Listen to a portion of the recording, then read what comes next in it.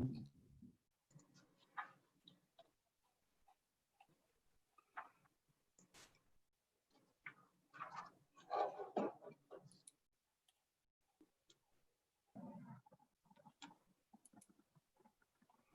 we?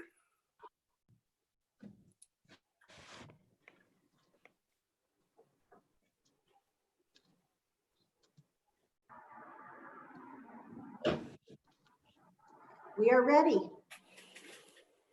Very good. Welcome everybody to Travel, Recreation, and Wildlife. We'll move right into roll call, please. Senator Anselmi Dalton. Here. Senator James. Here. Senator Moniz. Here. Senator Wasserberger. Here. Representative Edwards. Here. Representative Flitner. Here. Representative Freeman. Excused. Representative Haley. Here. Representative Newsom. Here. Representative Tass. Here. Representative Winter. Here. Representative Yin. Here. Co-Chairman Miller. Here. Chairman Driscoll. Here.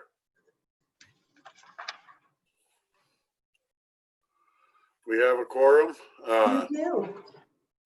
Our first item on our agenda is Wyoming annual events affected by COVID-19 and potential financial assistance.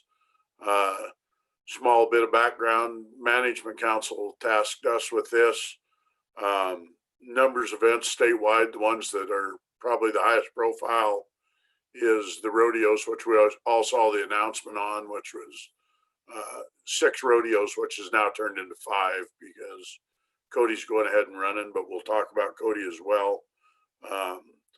We have CEO of Frontier Days, Tom Hersick, in the waiting room. He'll background us on that. We'll have some other people. There's numbers of other events outside of rodeos. Bear Trap Festival in Casper comes to mind. These are local and regional events that have deep impacts on our communities, and their stability has been somewhat impacted, not only for this year, but possibly going forward if this happens to stay the way it does with no assistance. They're very similar to our businesses and probably somewhat more vulnerable. So with that, I think we'll bring in CEO Hersick, and he'll talk a little about the impacts to their businesses. The structure this morning, we'll kind of listen to testimony from them. We'll close public testimony when they're done and the public's had a chance. And then we'll go as a committee to discuss possible solutions to what their problem is. So with that, good morning, CEO Hersick.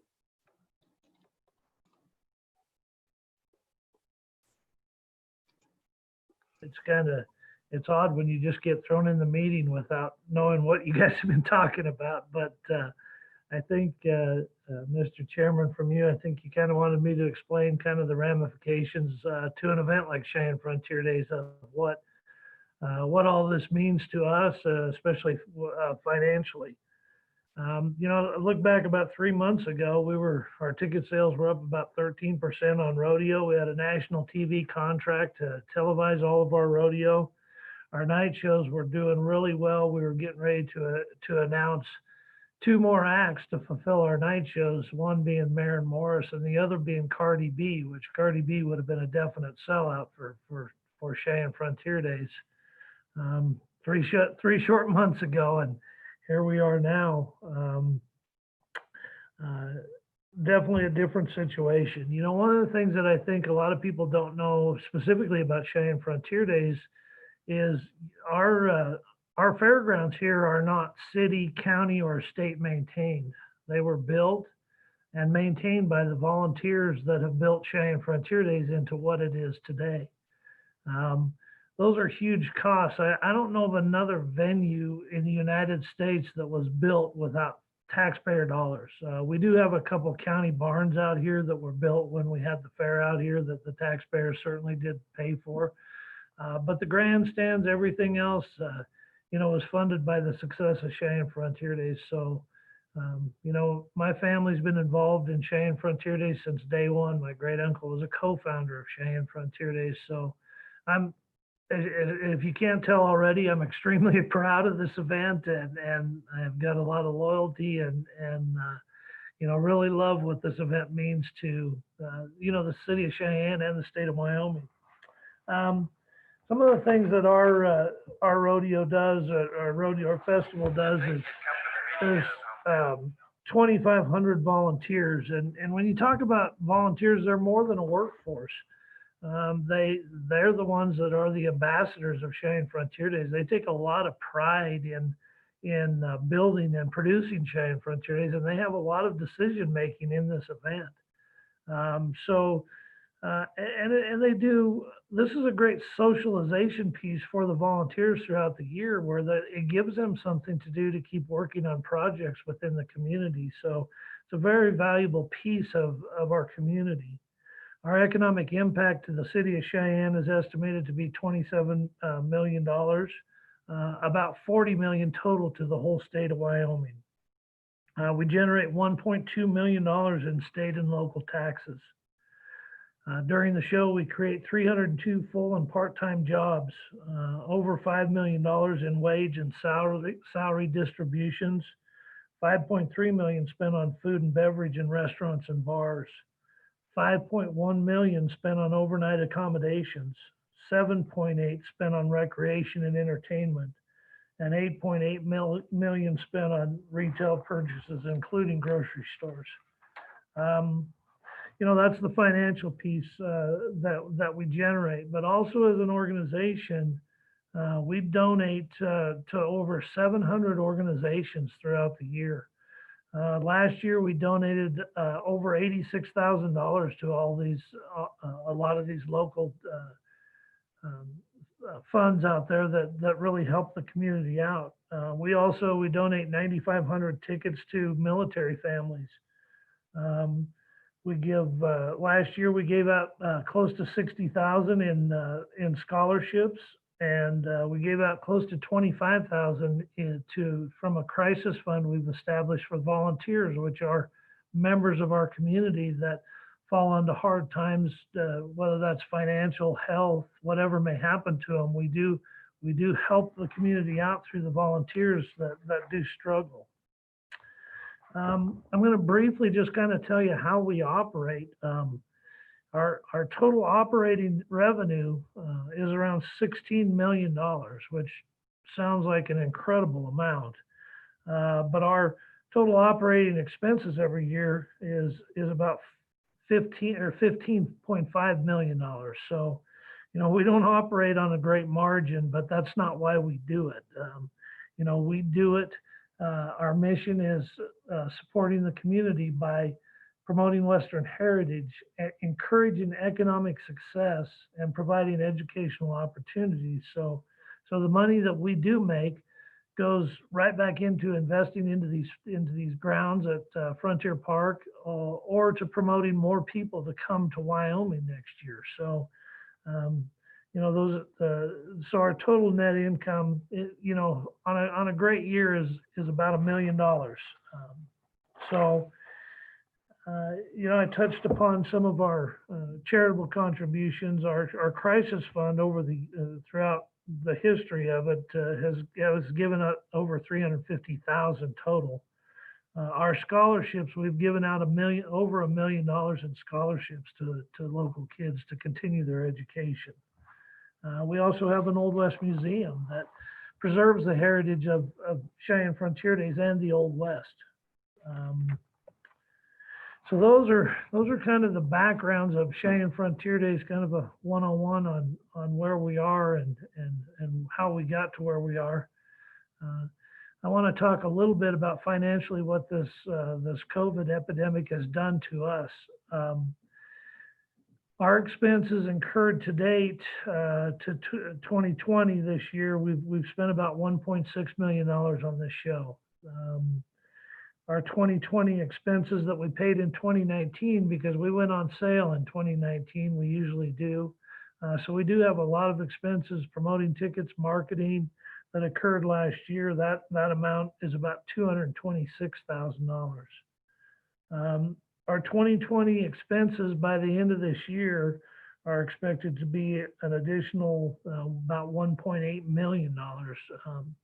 It's not cheap to maintain these fairgrounds, and none of this includes any improvements that we really need to make to our fairgrounds that we were counting on, out of the income this year, because next year is our 125th and we've got some big surprises. So, we've got some other investments coming up with Cheyenne Frontier Days for this next year that we're going to have to make to make sure that our park is presentable and it's it's a place that people talk fondly of, and we maintain being a bucket list item for people to come to Wyoming and see Cheyenne Frontier Days. At the end of the day, what this looks like for us is, to get to the end of this year is about a loss of $3.7 million. And as I kind of talked about earlier, we're going to have to spend another $1.6 million from January 1st to get to show next year, which, we're fine with that. That's what we have to spend to get to producing a show next year. And to be quite honest with you, our savings account that we've built over 123 years right now is right at about $6 million. So essentially, it's going to take every drop of money we've saved for 123 years to get to show next year. Some other issues that we're likely to run into is a lot of acts want to have, a letter of credit from a bank. And so when a bank has to give a letter of credit to, a Garth Brooks or somebody like that, it's $1 million letter that they have to give out, and which was fine when we had that money sitting where the bank could back it up, but that's going to cause us some issues down the road, without having that money in the bank to be able to ensure that we do get Class A acts. So I'm sure that's way more than any of you wanted to know about Cheyenne Frontier Days today, but that's kind of the rundown. Thank you very much. Questions from the committee. Representative Yen. Thank you, Co-Chairman Driscoll. Tom, thanks for joining us. I want to know, so I think in our bill, we originally allowed it. So if you had contracts, for example, that had to be canceled, you were still be able to get CARES funding with it. But I know with our program number 1, we don't allow nonprofits. Are you guys structured as a nonprofit or a for-profit entity? Mr. Chairman, through you, we are structured, we are a 501c6, a nonprofit corporation. And all of our contracts basically were canceled. We have force majeure in virtually every contract we sign. So this money that we're talking about was not paid out to ACTS or any other contract. It's just our hard costs of doing business. And of course, a big part of it, we spent a lot on marketing already. So that's where that is. Follow up. No, thank you, Mr. Chairman. Senator Manise. Thank you, Mr. Chairman. Tom, would you brief the committee on the logistics leading up to your decision to cancel the rodeo and group together with the 5 leading rodeos in the state?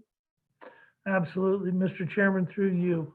Senator Manise, and I know this was a very publicized event that took place, and it was kind of really unusual for anybody in the rodeo world that they got together to have conversations with the governor. But we felt as being from Wyoming and being, we all have similar problems, we formed a task force, which included Thermopolis, Casper, Sheridan, Cody, and us and Laramie, I'm sorry, because we all had the same questions to ask, and we needed to find out, we're all playing under the same rules. What things could we do and what couldn't we do? The task force was not the one that decided, to cancel the rodeos, as many people have talked about it. virtually came down to everybody making their own individual decisions, but the task force was designed to just get those questions answered because we were all really unsure what we could do. And, I think what really became evident to us was, you go through the layers of your event and you start talking about, some of us, have carnivals. Well, it's hard to social distance carnivals, so you pretty much have to, cross those off. Sheridan relies heavily on their parade, which, how do you keep people 6 foot apart in a parade downtown when, they're wanting to not social distance and have fun. Jubilee Days in Laramie, their big fundraiser is their street dance. That's where they make all their money. And of course, for us, concerts are, and you stack people on top of each other. It's so the social distancing really, and when everybody started looking at their festival and the things that they couldn't do, you got down to where you were really kind of a very plain event. We looked at just trying to proceed with our rodeo, which was definitely a possibility, operating at, probably 25% of your capacity, but we were going to lose another $1 million if we did that. So, and ultimately what it came down to for us specifically was, volunteers that run these organizations. As I mentioned, we have 2,500 of them. They're typically not the younger population. They are the older population. And, we surveyed them and we felt like we were probably about 20% of them were going to say, we want you to go forward, but for my health reasons or family health reasons, I can't risk it. The other thing, we rely heavily on Warren Air Force Base. They provide us with all the personnel they clean our grandstands. They sell our malt beverage. They pick up after our night shows. They do that as groups. That's their fundraiser. But the military wisely said, we can't expose our military to that many people and jeopardize the defense of our country. So, we're looking at really a depleted workforce and increased services with all the sanitization and all the things that you would have to do. It really became a no-brainer decision for us. It was just an impossibility. Thank you. Follow up, Senator Manise. I'm good. Thank you. Good job, Tom. James. Senator James. Thank you, Mr. Chairman. Tom, did the state make you aware that they're still planning on having the state fair? Mr. Chairman, through you, out of the task force, and I apologize, the state fair was in the task force. What all of us said when we reached our decision was, we want the state fair to move forward. We think the state fair is a totally different animal than what Cheyenne Frontier Days, Sheridan YO, Casper. I mean, quite frankly, we're big parties. I mean, that's what we are.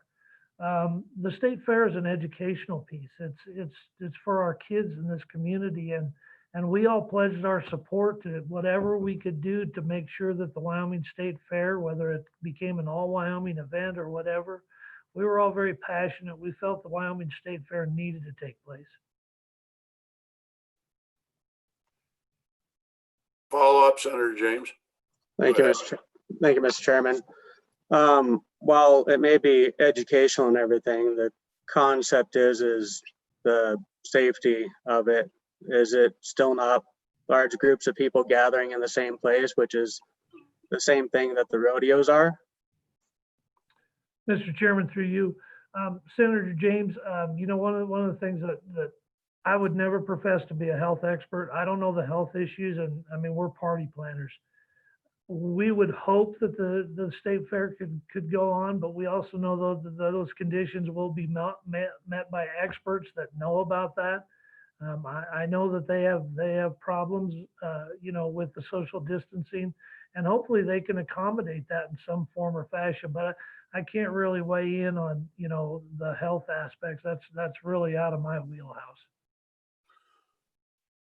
Yeah, and I'll weigh in just a little. State fair decisions will ultimately end up getting made by the state fair committee and the governor. CO Hersick came in mainly to talk about Impacts Frontier Days. He does know some more, but the state fair decision probably is going to have a lot to do whether we have a resurgence or not and where it falls. I do know one of the other factors there is they generally don't have the huge crowds that we do at some of these other rodeos. So, and it's way later in the season. So, but more follow-up, Senator James. Further questions?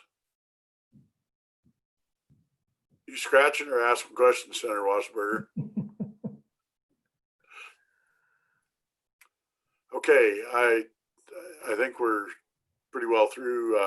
Senator, Yes, Senator Wasberger. thank you. You know, I have a question, and it's just for my own personal interest, but I would be interested to hear a little bit more about the contract that Cheyenne Frontier Days had with TV and to show the rodeo on TV. If the good chairman wouldn't mind telling us a little bit more about that. Great. Mr. Chairman, again through you, Senator, we actually started that last year. RFD TV, the Cowboy Channel, really wanted to make a play for the PRCA rodeos and be able to televise a majority of the major rodeos. Cheyenne Frontier Days was actually the test because they were doing it with our own production. With, you know, we have the big screens and we have the cameras. So basically, they could just feed off of that into their television station, which, you know, really made it where they don't have to have TV trucks, which really made it where it could be profitable for somebody to televise rodeos. So, you know, we were the first ones to do that, and ultimately they signed a $6 million contract with the PRCA to televise, I believe it's their top 10 rodeos, along with the National Finals Rodeo, and Cheyenne Frontier Days is part of that. So we share in that revenue from the PRCA by televising our event. Very good. Thank you. Thank you, Mr. Chairman. Further questions?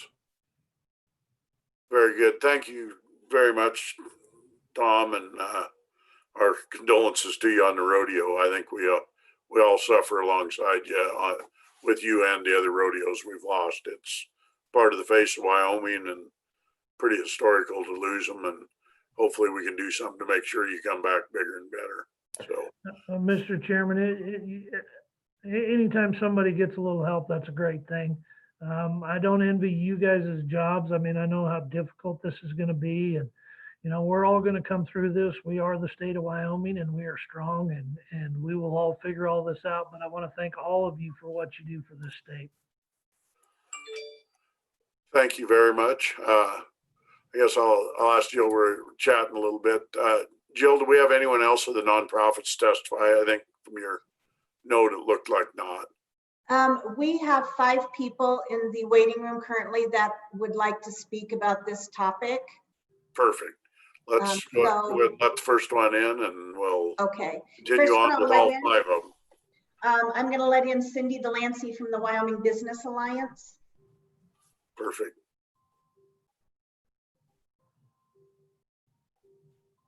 Good morning, Cindy. Looks like she's just getting there. She's muted still. Good morning, Cindy. Welcome to TRW. Let you introduce yourself and take off and go running. I think you know what we're up to. Good morning, Mr. Chairman, members of the committee.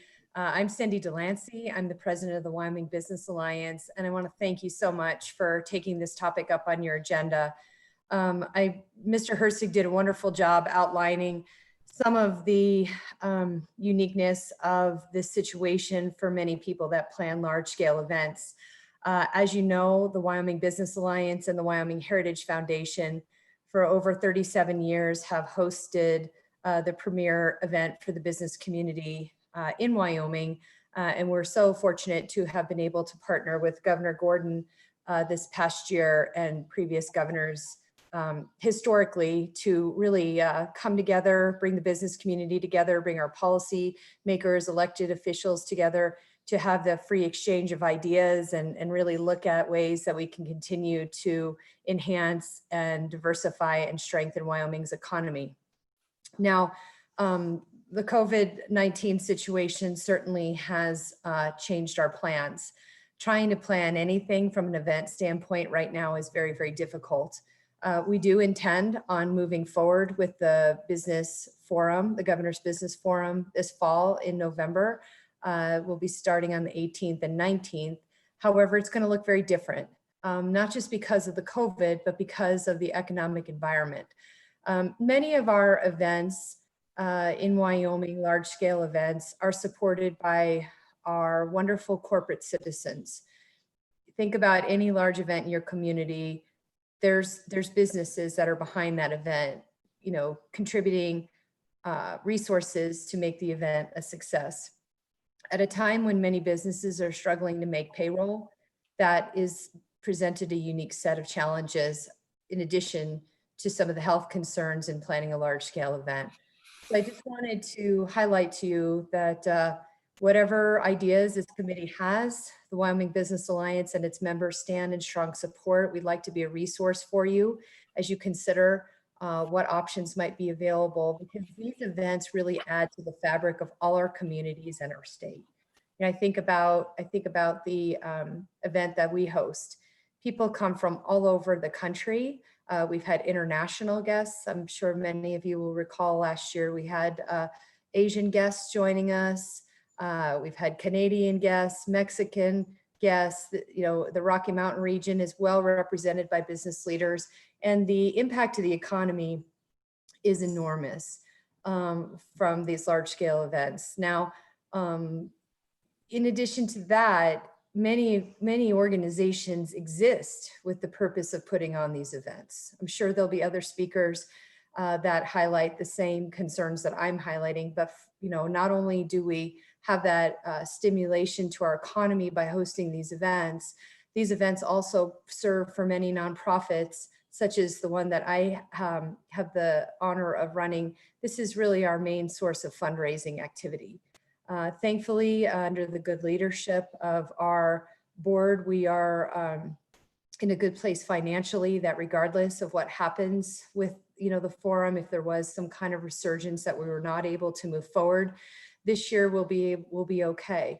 But making sure that we have sort of some direction, support from all of you has just been so wonderful. And we just really welcome any ideas or suggestions on maybe some ways that we can keep our nonprofits and our events strong in our community and our state.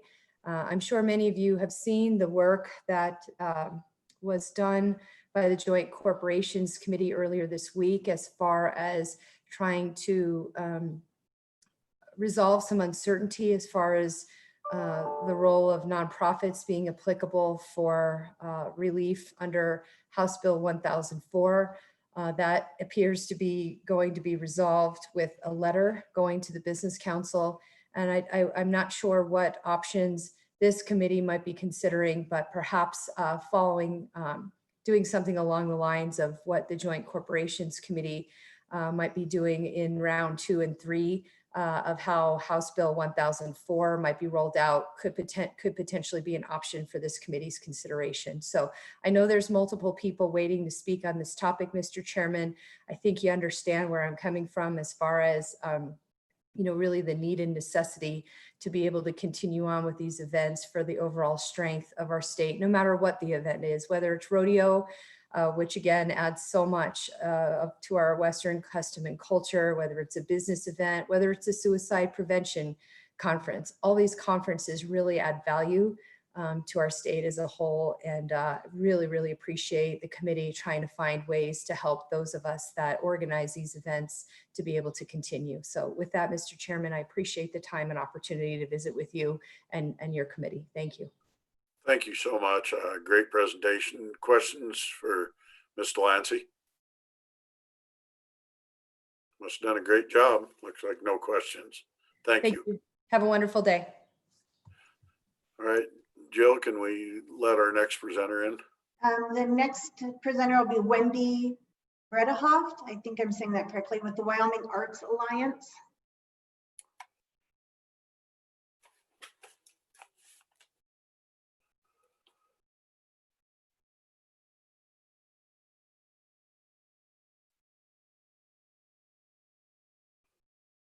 Can you hear us, Wendy?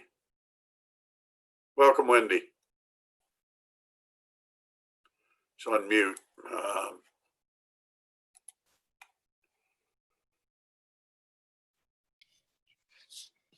Can you hear me now?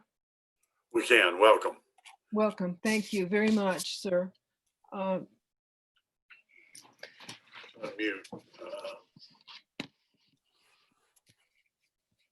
Okay, go ahead and Mr. Chairman, can you hear me? Hear me now? we can. Welcome. Okay. Welcome. Thank you very much, sir. Mr. Chairman, I believe Wendy needs to, turn off her YouTube feed. Oh, yeah, if she has a YouTube feed, and introduce yourself and who you're with, please. Okay, is that better? That is better. Thank you, Wendy. Okay.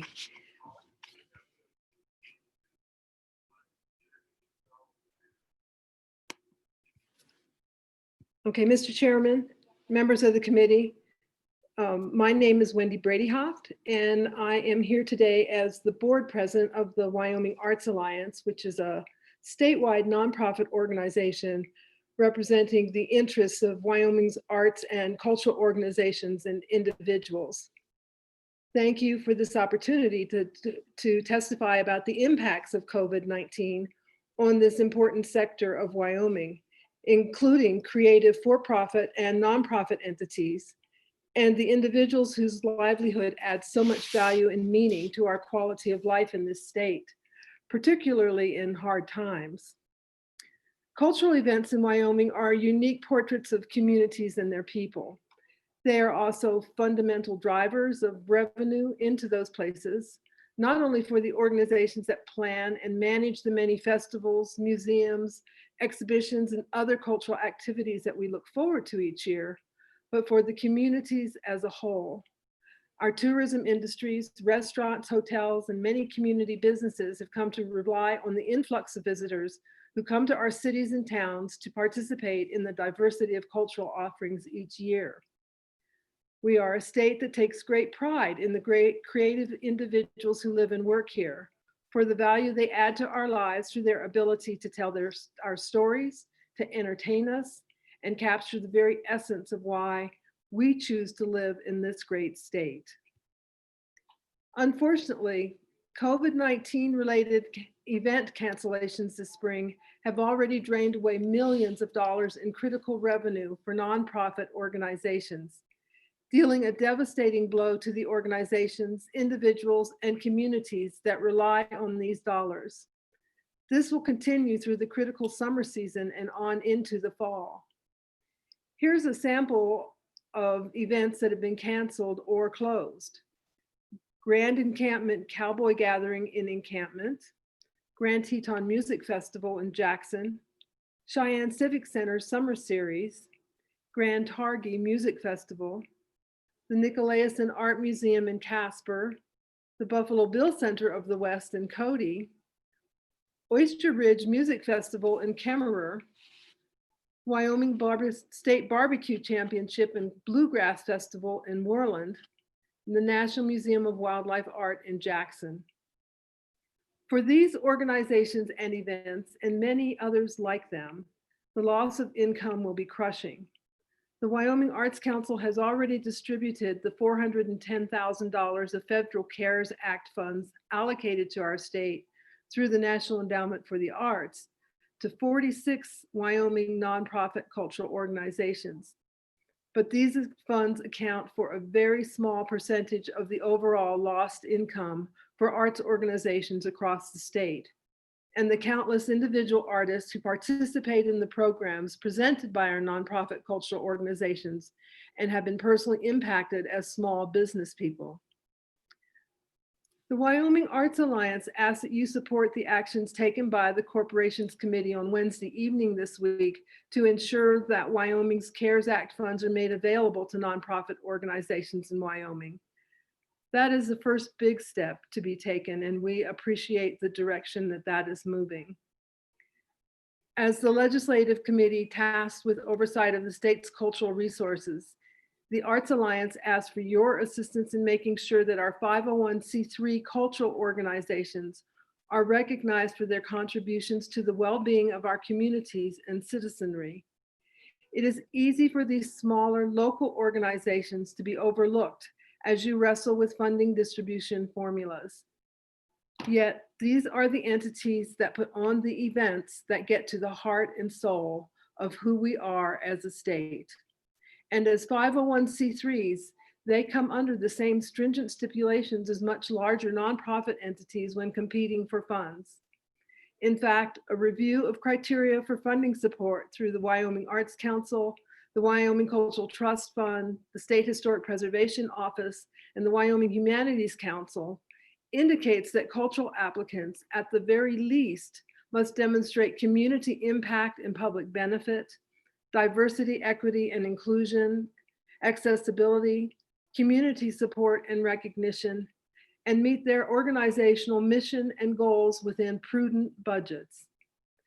So within the greater scaffolding of nonprofit funding, we respectfully ask that TRWCR consider how a set amount of funding could be carved out for Wyoming's nonprofits that contribute to the well-being of our communities through cultural programming. While there is no way to replicate the income, much less replace the celebrations, the social connections, the excitement, and the overall value these events would have generated this year, with your help, we can ensure that the cultural infrastructure necessary for such events will remain in place for future opportunities. Thank you, Mr. Chairman and committee, for your time and your consideration. Thank you. Questions? Senator James. Thank you, Mr. Chairman. I would like to, state that I do sympathize with the nonprofits, and just like I do with any for-profit business that had to permanently close their business due to the shutdown. However, people don't support every nonprofit. The people's money should not be used for nonprofits and that do not represent their values. While some do support your nonprofit, that is why our Constitution under Article 3, Section 36 do prohibit this type of action. And it says that no appropriation shall be made for charitable, industrial, education, or benevolent purposes to any person, corporation, or community not under the absolute control of the state, nor to any denominational or sectarian institution or association. And during our last special session, we passed Senate File 1001, and in there under Section 1, little a, Roman numeral 10, it says, nothing in this act shall be construed to authorize the distribution of the federal funds through future legislation without regard to the limitations imposed by the Wyoming Constitution. All in all, it is wrong to give the people's tax dollars and issue them to organizations that do not reflect their values. I mean, do you not agree? Mr. Chairman, Yes. point of order. Yeah, go ahead. Mr. Chairman, thank you. And Senator James, while I appreciate your comments, I think this committee's job here today is to listen and take testimony and hear from the citizens of Wyoming. Thank you. That's on track. We'll stick to questions about it, and we can debate the constitutionality and other issues when we're all done with the presentations. Follow up, Senator James. Mr. Chairman, I was just merely stating if their nonprofits are here asking for money from the CARES Act for distribution, then we should make clear that we've already established that Senator James. it shouldn't be distributed because we've already established that it's not going to happen. That was a separate bill. The legislature did not do it as a specific act. That was a separate bill. We will go to the debate on constitutionality and other issues after the presentations happened. We talked about that before we started this morning. Oh. Thank you. Any further questions? Thank you. Appreciate it, Wendy. I have one. Where does money for most of the organizations come from now? From a variety, Mr. Chairman and committee, funding for these organizations comes from a very wide variety of sources. It depends on the organization. It depends on the size of the organization, but generally they get their funding through their local communities. They may get it through attendance at events. They often receive funding through grant opportunities that might be available. They look to their community businesses and sponsors to help them out. It like any entity that puts on a big event, you look for the community's support as much as you can. Thank you. A little follow-up. Humanities Council in particular, but the others, do they receive funding from the state and local governments? I believe, sir, that Sean Reese is going to testify as part of this, and he would be better equipped to answer that question for you. Very good. Thank you. Any further questions? Thank you. Thank you, committee, for your time. I appreciate it, Mr. Chairman. Jill, I know I'm not following the list. I'm not sure if we're in order, so I'll go ahead and just have you admit people as. No problem. The next Thank you. person that I have on the list is Anna Olson from the Jackson Hole Chamber of Commerce.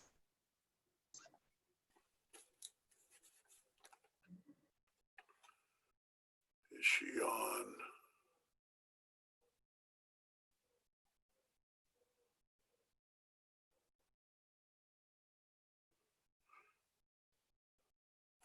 Welcome, Anna.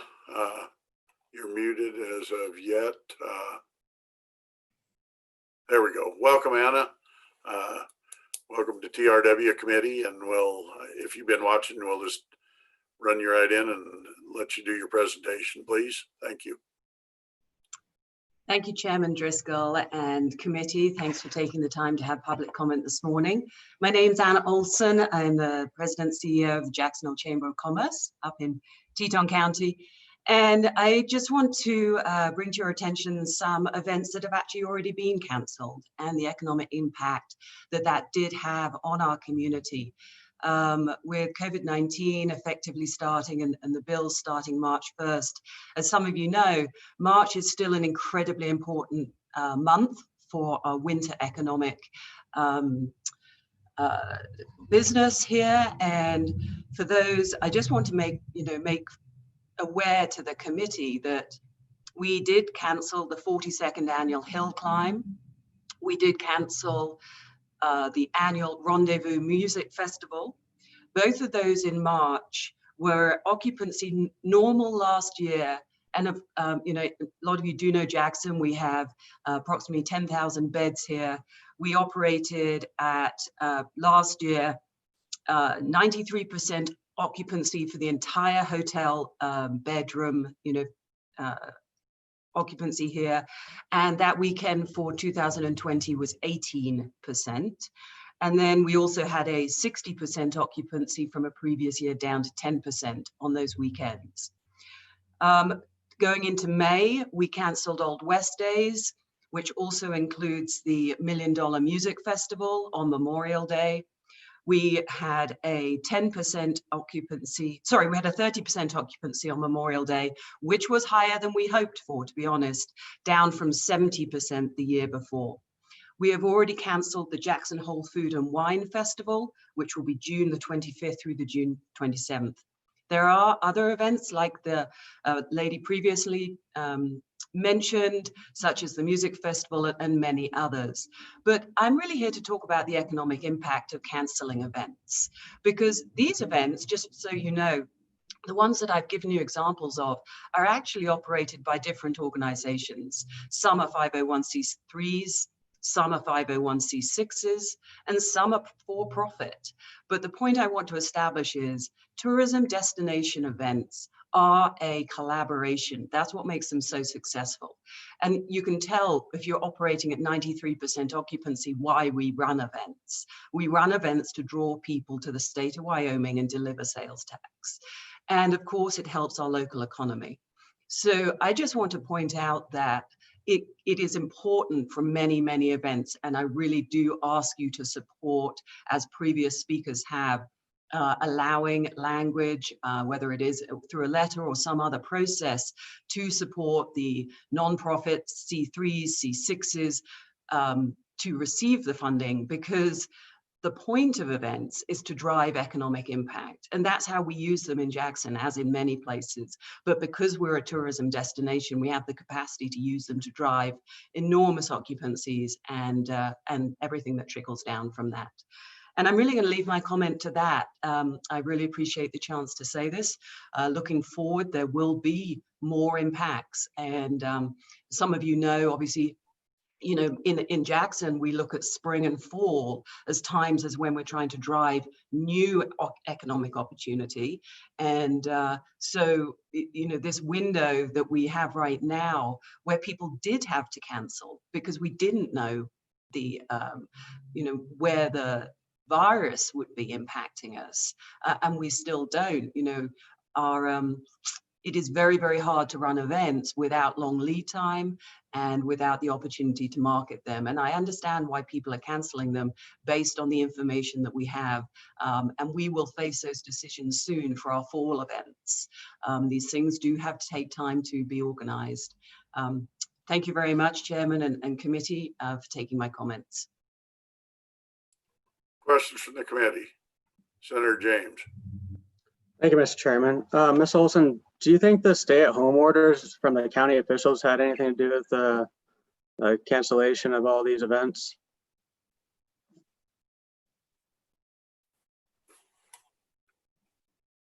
Ms. Olson? Sorry, Senator, through the chairman, there is a combination of reasons, but clearly at the time we were making these decisions through our town and county were being affected by all the state and health orders. The March events were cancelled within a week for some of them. And it was absolutely at a crossroads of when we were deciding to not bring people together, because that was the advice and it was the right advice. Follow up, Senator James. Thank you, Mr. Chairman. I also noticed too that the Jackson City Council gave themselves raises during this crisis. Do you think instead of giving themselves raises, they could have contributed to the funding of this and, you know, helped out during this crisis? Mr. Chairman, I don't really think I'm going to comment on that, if that's okay. That is totally okay. Thank you. Further questions?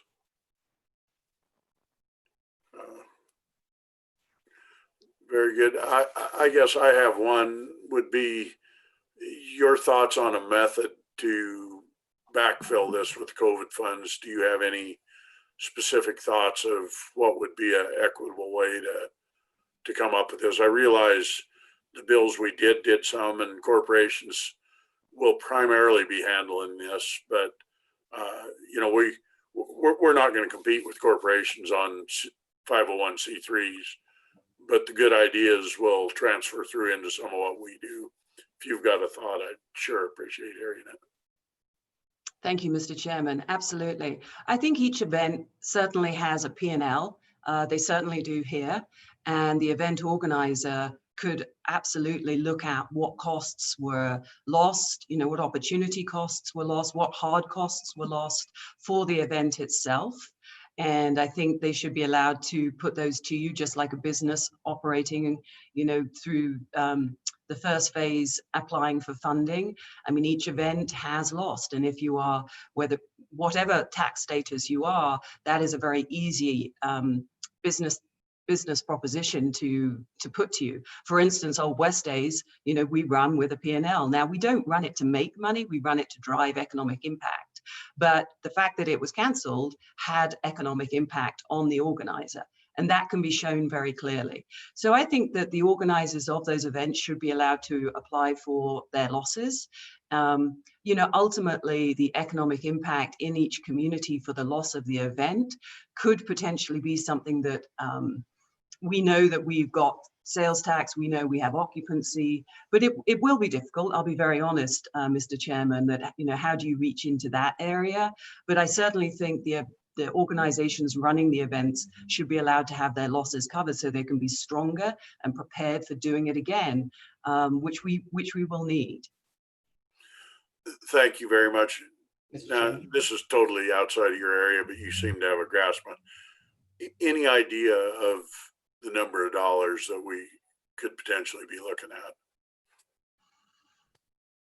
I'm sorry to put you at the spot. That's fine. I really don't think I am qualified to answer that question, but I do think, you know, a lot of places are not talking large dollars, but obviously you've had Cheyenne Frontier Days speaking today. This, you know, this is an organization that needs to find a way to be made whole, to be ready. And I do think there is an absolute connection between understanding not having these events and the economic impact on the towns. So making the organizations stronger to be able to put together, you know, replacement events either this fall if they're allowed or in the normal time, because that's something, for instance, with Old West Days and the $1 Million Music Fest. That is a Memorial Day event to try and drive business into this area region in Memorial Day. It's very regional traffic is its target market. You know, we might be able to put that into October. We're not sure yet, but we might be able to. So I know that events people are trying to make these work to bring back some business, you know, in these similar times. So I'm afraid I wouldn't know numbers, but certainly there are probably a lot more smaller events than larger events that you're going to hear from today. Perfect. Thank you. Further questions? Representative Yin. Thank you, Mr. Chairman. I just wanted to comment really quick on the question about the town council salaries. They are not for this current elected town council and mayor. It's for the next one. So as such, they're not even in the current budget for this annual budget for the town. But my question for Anna, thank you again, Anna, for showing up, and I appreciate your comments as always.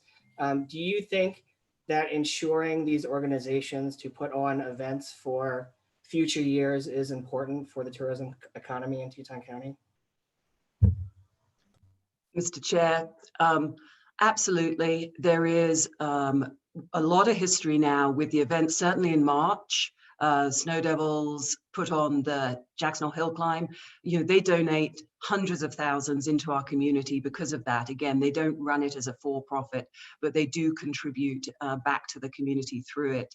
Rendezvous is actually run by a private company, Jackson Mountain Resort, but ultimately takes all of the risk of the music acts like Cheyenne Frontier Days and brings that to our community to drive last year what was a 93% occupancy. So in terms of being able, and then the chamber operates the events like Fall Arts Festival and Old West Days in the off seasons. There is a strategic reason behind events generally in a tourism community like ours. Now, other places still need to bring their, you know, their main bread and butter is July and August. Well, have your event in July and August then.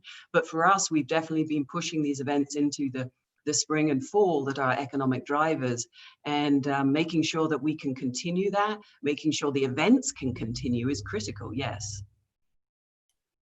Thank you. Further questions? Senator James. Thank you, Mr. Chairman. I was just curious if these events or the chamber or anyone that's going to be coming and asking for funds have tried any other avenues to earn revenue instead of making this their first stop. Absolutely, Mr. Chairman, absolutely. Most organizations have multiple revenue streams, and I think individually that is something that any successful organization looks at. Thank you. Further questions? Thank you. Thank you very much for taking public comment, Mr. Chairman. Great to see you. Have a great meeting. Thank you so much. Great job. Is Joan Davies up next, Jill? I have Sean Reese up next. All right, very good. That's why I shouldn't be doing this. You're fine. Thank you.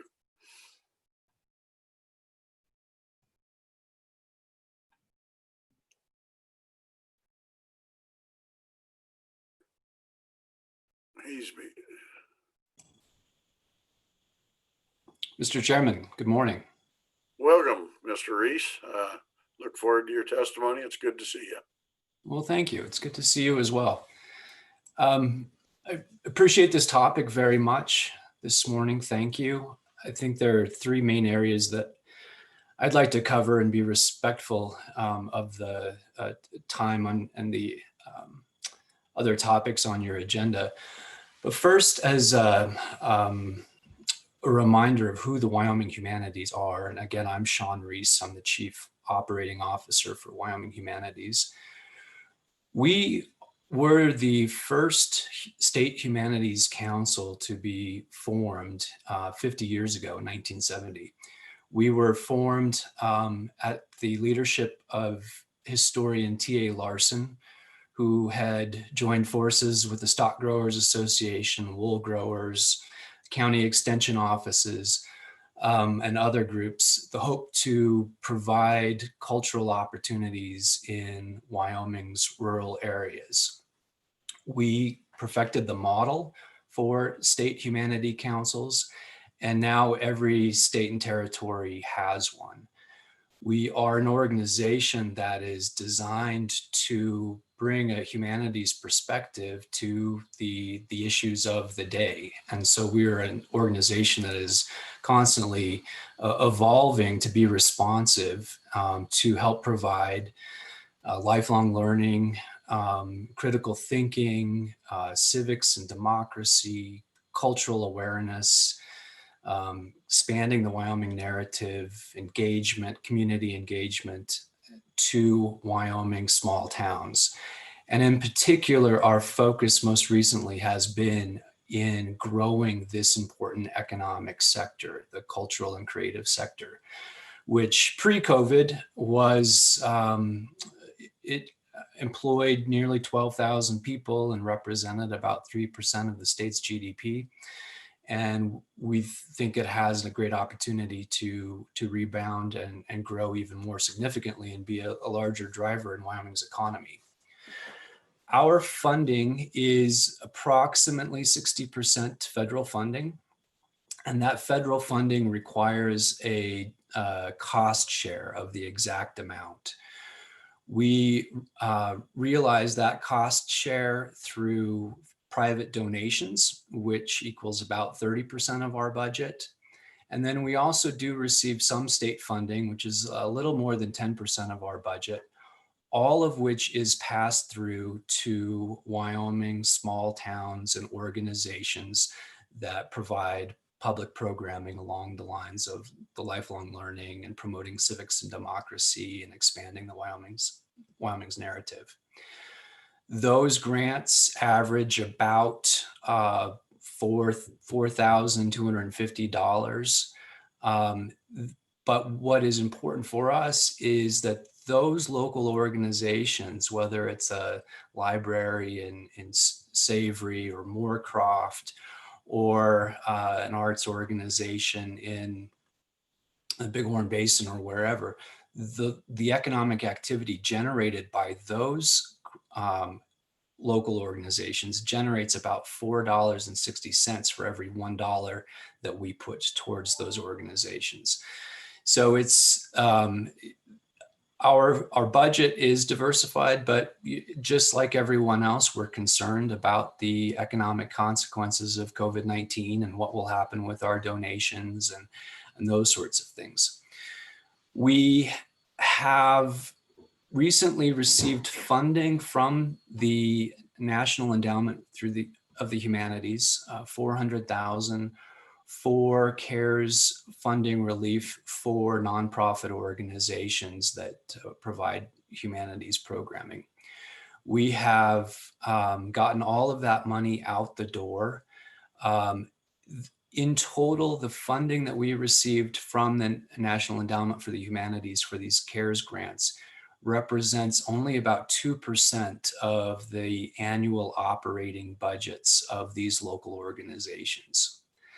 So it is a drop in the bucket, and it is at a time when we don't feel that we've fully recognized what the summer tourism season will be. Many of these museums and libraries and cultural organizations, their bread and butter is during the summer season. So we don't yet know the full impact. We are seeing some innovation with those local organizations in moving programming or exhibits or discussions to a virtual environment. And we hope to be able to help some of the smaller towns with those technical aspects of providing virtual exhibits. We'll be helping those communities to figure that out as we move forward. Wendy Bradyhoff touched on a number of the smaller event cancellations.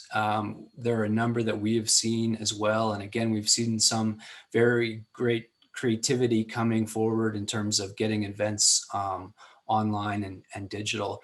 But I wanted to talk about 3 larger events that will be canceled that Wyoming Humanities was a champion of. And no state dollars were involved in these. The first is a cancellation of the International Hemingway Society Conference in Sheridan, Wyoming.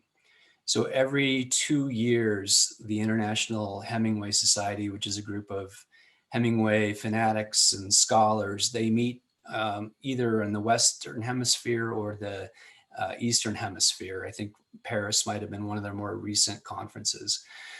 The conference was going to be hosted in Sheridan this summer. We were expecting about 500 people to come to town and relive some of Hemingway's favorite haunts in Wyoming. As many of you know, Hemingway was married in Wyoming, had affairs in Wyoming, had children in Wyoming, car crashes in Wyoming, horseback riding accidents in Wyoming, loved Wyoming and wrote about it. So we were working with Sheridan College, the Office of Tourism, and others to hold the festival, but also showcase some of Hemingway's Wyoming locations from Sheridan to Shell, where he met with Owen Wister, to the Cody area and back and up through Yellowstone. That event will be postponed until next year. The second event that has been postponed was the first Indigenous American Arts and Cultural Exposition, which was going to be held in Jackson. That expo was going to be a big deal for a couple reasons, and it will happen again next year, we hope. But we're bringing in U.S. Poet Laureate Joy Harjo, who is of the Creek Nation. Wyoming Humanities was also very excited about this event because we are going to provide a screening of a documentary, which we have helped fund, from a Lander filmmaker called Home from School, which is about the repatriation of the remains of some Northern Arapaho children from the Carlisle Indian School. That event will be postponed until next year. And then finally, we've been working with the Office of Tourism and the National Trucking Association to celebrate Louisa Swain, who, as you know, is the first woman in the world to cast a vote in Laramie. We were planning, and will continue to plan, although we're revising those plans right now, a traveling exhibit, a truck that goes from Washington, D.C. And ends up in Cheyenne and Laramie in September to honor Louisa Swain. There would be events along the route, women truck drivers. So we're working with the Office of Tourism on a digital campaign for all of that.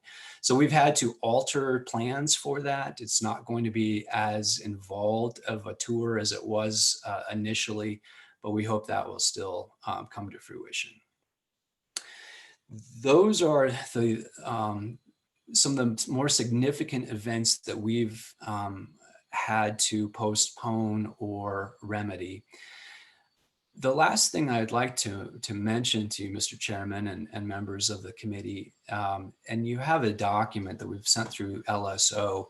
It's more of a thought about how to move forward and what the role of the cultural and creative economy can be in that. As I mentioned, the Wyoming Humanities, we're meant to be receptive or adaptive to the needs of the time.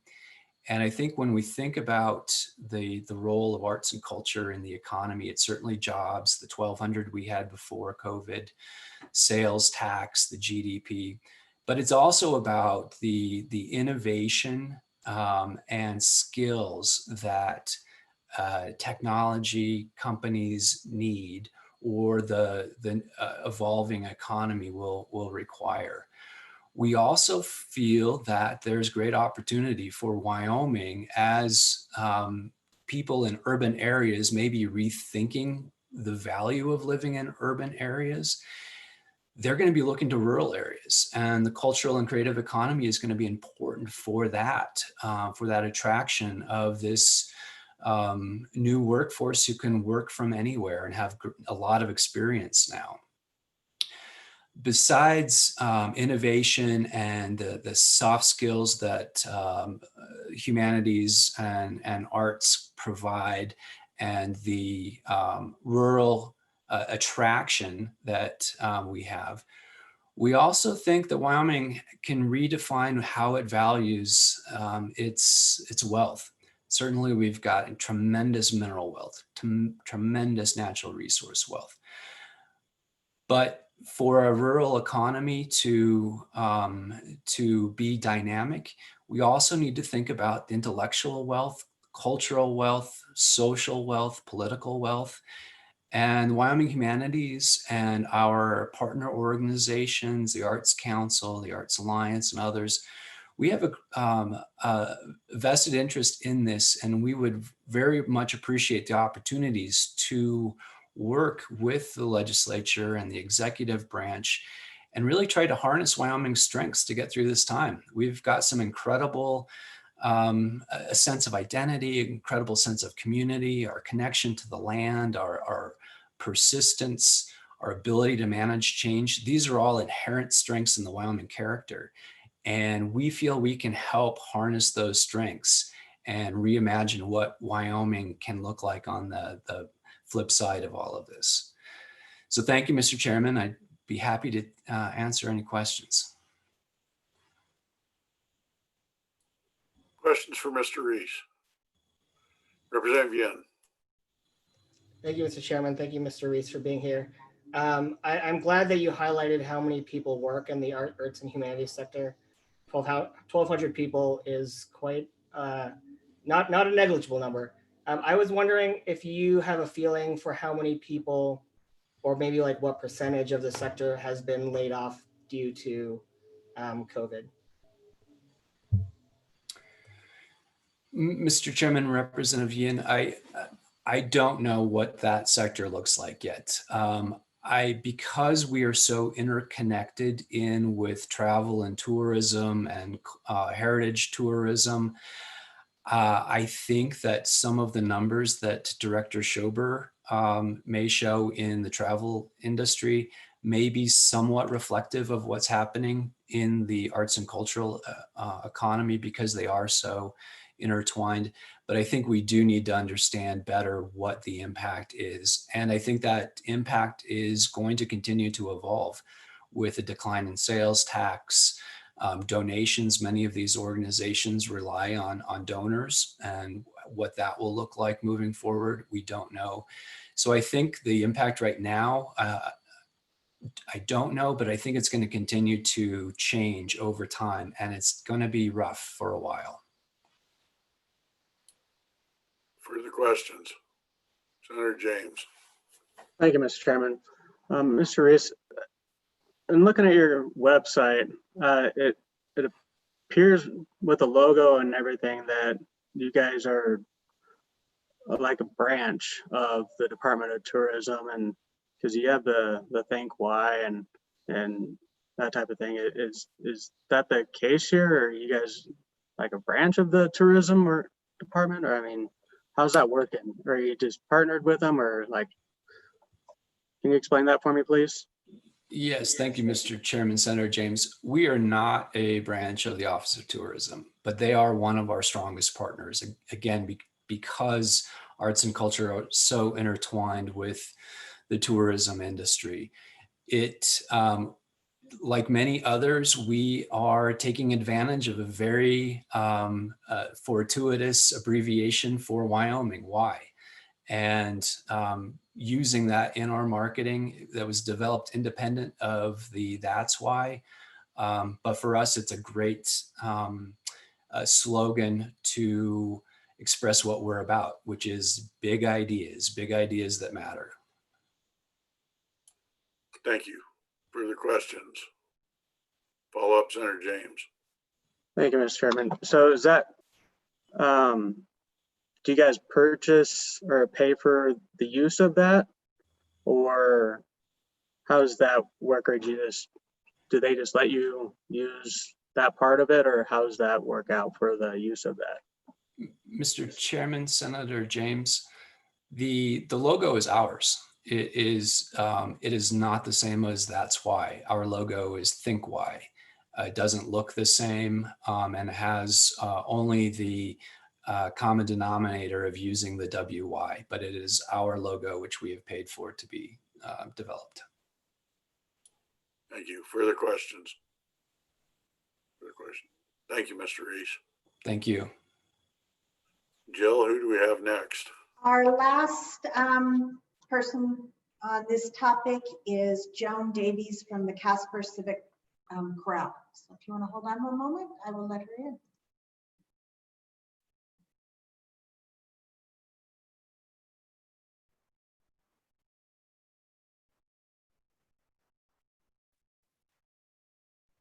Good morning. Hi, everybody.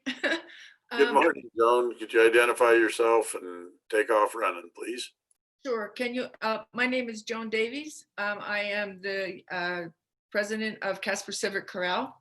And the reason that I'm here is, well, first of all, to explain to you, Casper Civic Corral is a nonprofit.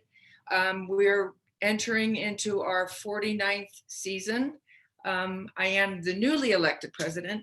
And last year, our 48th year, our spring season or fall season went just fine, but then the pandemic hit, and it hit Casper Civic Corral very hard.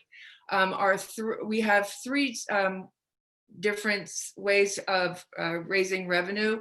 One is a nominal fee that all of our singers pay as a dues. It's a nominal fee. It pays for a very small part of what we need to continue our season.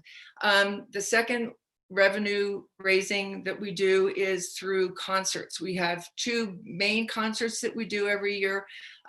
One's is a gala and one is a concert. And then we also do small venues throughout the year, depending on the year. Sometimes we perform with the symphony, sometimes we perform with other local groups, whether it's high school, junior high, and do benefit concerts throughout the year, depending on what the year is. And then the third way we have revenue is by donations with foundations, grants, depending on the year. And so that's our biggest revenue raising. This year, because of the pandemic, we had to cancel our spring concert. So we lost a big chunk of revenue with that. We also will have canceled the fall gala, which is another big chunk of revenue because of the pandemic. We just made the decision, the board made the decision just last month to cancel our fall gala because of the directives from the governor and from the CDC. We didn't know what the directives were going to be with the number of group people that were allowed to be together in an enclosed area, although that has just changed in the last 48 hours. The other thing that is noteworthy is we are a y'all come sing. There are no auditions. It's just a community group that all comes together. And we our average age, depending on the year, is about mid-50s. So we also have that other indicator that we have to be very careful, especially with the pandemic, about the medical issues. We have some people that are in their 70s and early 80s that are in our choir as well. So the health issues with this is a big consideration. So we've lost quite a bit of revenue with losing the ticket sales for our gala and the ticket sales for the spring concert, as well as the dues that has come in. We've also will be losing, we don't know what the revenue loss will be with the coming with the coming fall season, because of the donations that we'll get if we don't know what our season's going to be. We will move forward this season.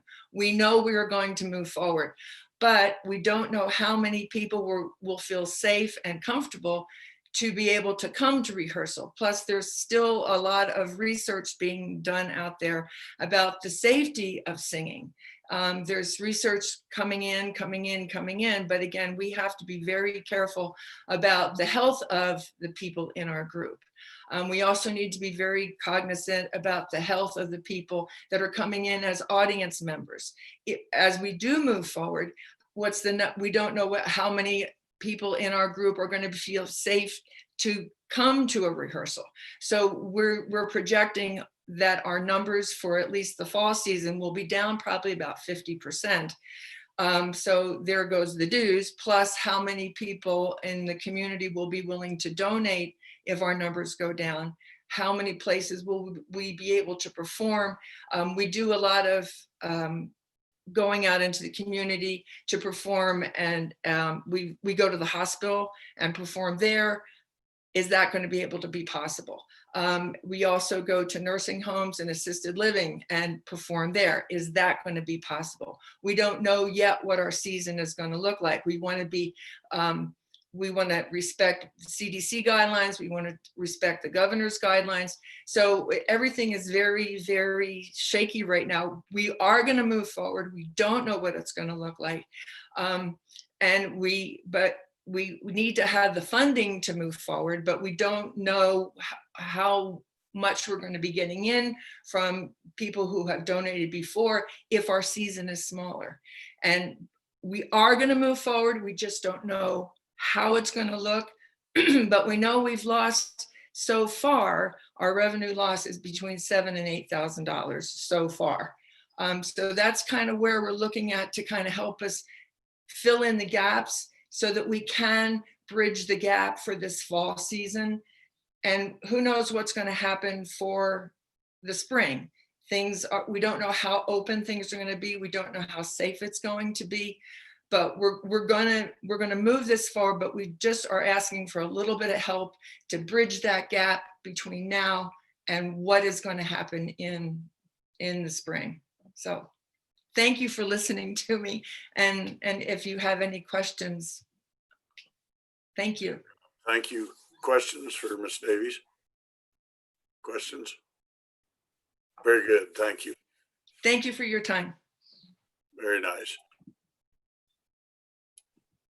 Committee, the way we were kind of set up was to wait for the governor's office to end before we did much, but we've kind of changed where there's not a special session.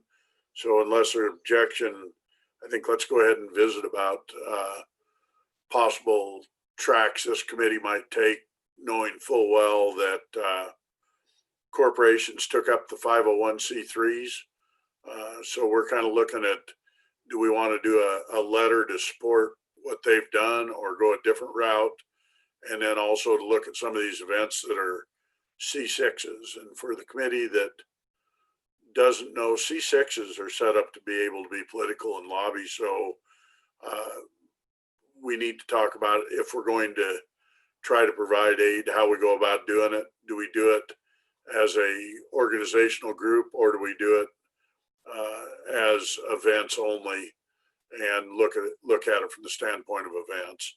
So with that, I'll open it first to Co-Chairman Miller for his comments, and then we will kind of go through this in general as far as the committee. Co-Chairman Miller. Thank you, Mr. Co-Chair. My comments on the ones that can be politically active, I think we have to proceed very cautiously there, if at all. But I think some of these organizations look like there might be an opportunity for funding. I'm not for sure the amounts or anything, but I think a permissive letter is probably appropriate. So those are my comments. We'll just work through the committee then. Representative Yen. Thank you, Mr. Chairman. I would say that for-profit businesses can also be politically active and lobby. And I just want to highlight that aspect. But I also would love to have our letter talk about the number of workers that are in the sector that employ all of these people, as well as just be as permissive as possible with how these funds can be used. Thank you. Further comments? Senator Salmi Dalton. Thank you, Mr. Chairman. I just wanted to say that obviously the arts and humanities aspects are very important to Wyoming. Some of these events sounded great. I mean, the obviously Longmire days and different things that happen in the communities are important to all of the grocery stores, the restaurants, the hotels. So I do support that. I obviously want to make sure that we can offer a letter of support as well, because I do see that it's valuable to the state in moving forward. Thank you. Senator Manise. Thank you, Mr. Chairman. My only question is what effect or does a letter of support have? I mean, I'm all for writing a letter, but what good would it really do other than the fact that this committee supports that operation? Isn't it going to take some sort of legislative action to actually make this happen? I'll go ahead and answer that for you. No, the governor's got B11 authority. So what we're doing is asking him, we're not doing a special session, very likely he's going to be moving into the second tranche of funds that we permitted via our bills. And so what we're asking is for him to use his authority to go ahead and enhance what was in those bills, which is what the Corporations Committee did, was to say, open this area up to nonprofits. And I can't make a motion, but probably put a dollar figure on it or something of the sort that says, go ahead and please spend some of this money there now, which they can do. I'll follow up, Mr. Chairman. I think we're just edging into the financial support through the Business Council for-profit businesses. Do we have any idea how that's coming, and are we even coming close to meeting the needs of the for-profit businesses? Once again, I'll answer some and I can get corrected if I'm wrong. I believe the first 50 million is, if it's not fully subscribed, it's oversubscribed. They're probably going to go through the 325 million fairly easily into the businesses, and we'll go deeper into that down the road. But the real answer is we're nowhere near $1.2 billion on anything. But one more then, Mr. Chairman, but we're a long way from the end of the year, and I know from the Ag Committee's perspective, there's a lot of interest there as well to try to incorporate their losses into this issue. So we may be a little premature here, Mr. Chairman, but that's just my thoughts. Perfect. Thank you. Representative Newsom. Thank you, Mr. Chairman. A couple of questions. One, would chambers of commerce be considered in this letter because they've seen losses as well? And the other one is, and Senator Moniz touched on this, would this be administered by the Business Council in a similar fashion that the for-profit grants are being issued?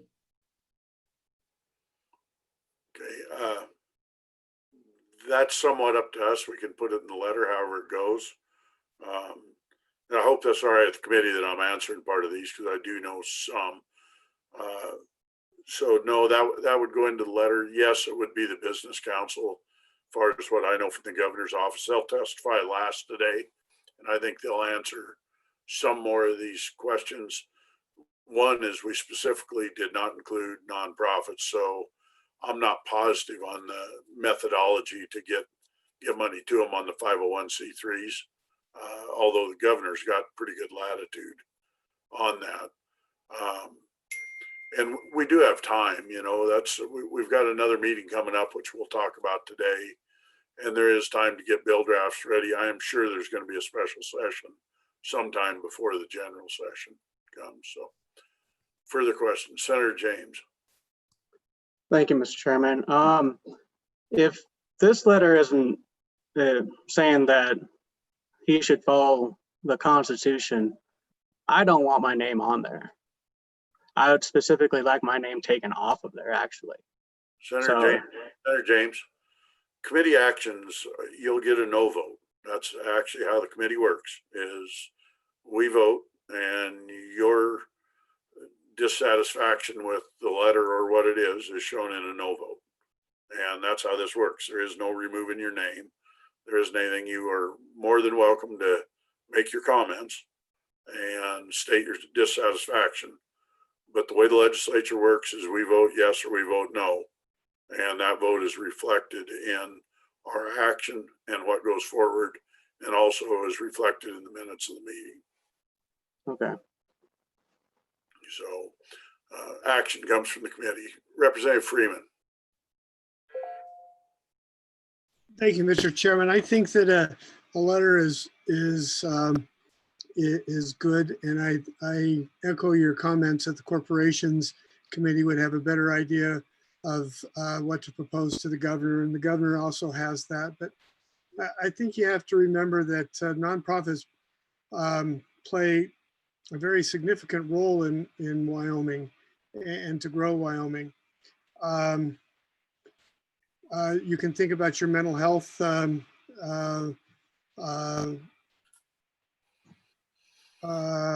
what are they, group homes and all this other kind of stuff, because our hospitals really don't have the tax base, or they don't have the ability to apply for grants and that kind of stuff. I was a head of a nonprofit, and basically the city of Green River had a dream for 30 years to put pathways along the Greenbelt and that kind of, or the Green River. And it basically didn't get going. They didn't have the tax base to do it. And when they went to corporations to ask for support, corporations were not going to give money to a entity that had the ability to tax them.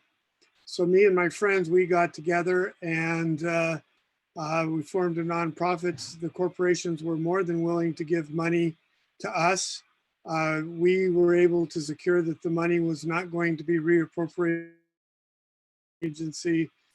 And in 4 short years, we were able to generate $2.25 million to that program. The city of Green River, mostly in-kind services using backhoes and their staff and that kind of stuff, only come up with 20% of that. All the rest of it came from grants, from donations and that kind of stuff. So we have to keep our nonprofit, because they help us out from anywhere from mental health to recreation, to fill in the beds at night for these big events. So I think that it's very important that we support our nonprofits. Thank you, Mr. Chairman. Thank you. Further questions? Representative Edwards. Yes, thank you, Mr. Chairman.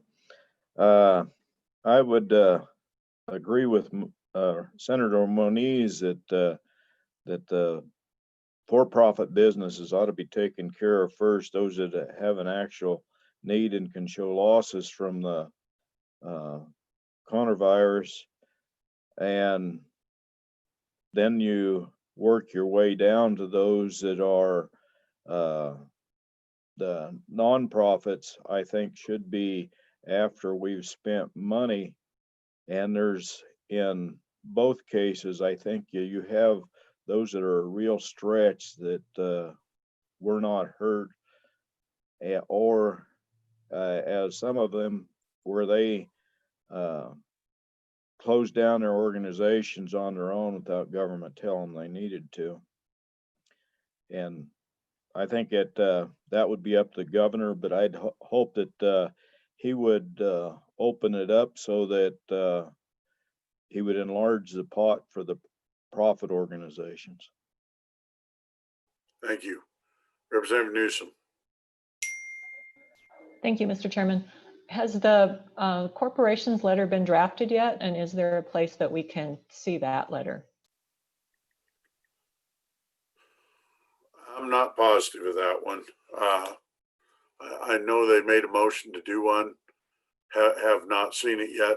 And we also can take a look at our next meeting on it. I don't think this is, I won't disagree with Senator Manise that where we're not having a special session, this is really not the time sensitivity's changed some. Management Council tasked us to all have a COVID meeting to bring 3 to 5 bills, and with no special session, we're kind of revved up with nowhere to go right now. Any further comments or Representative Tass? Thank you, Mr. Chairman. On your letter, I guess I think that's probably a good idea. I am terribly disappointed in the state not encouraging these venues to go forward.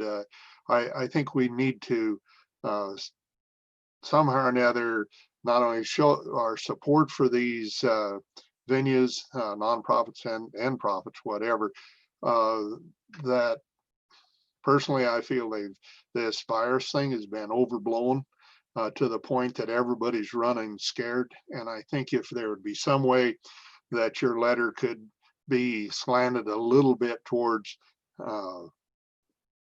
showing support, and yes, things are not great, but they're not as bad as the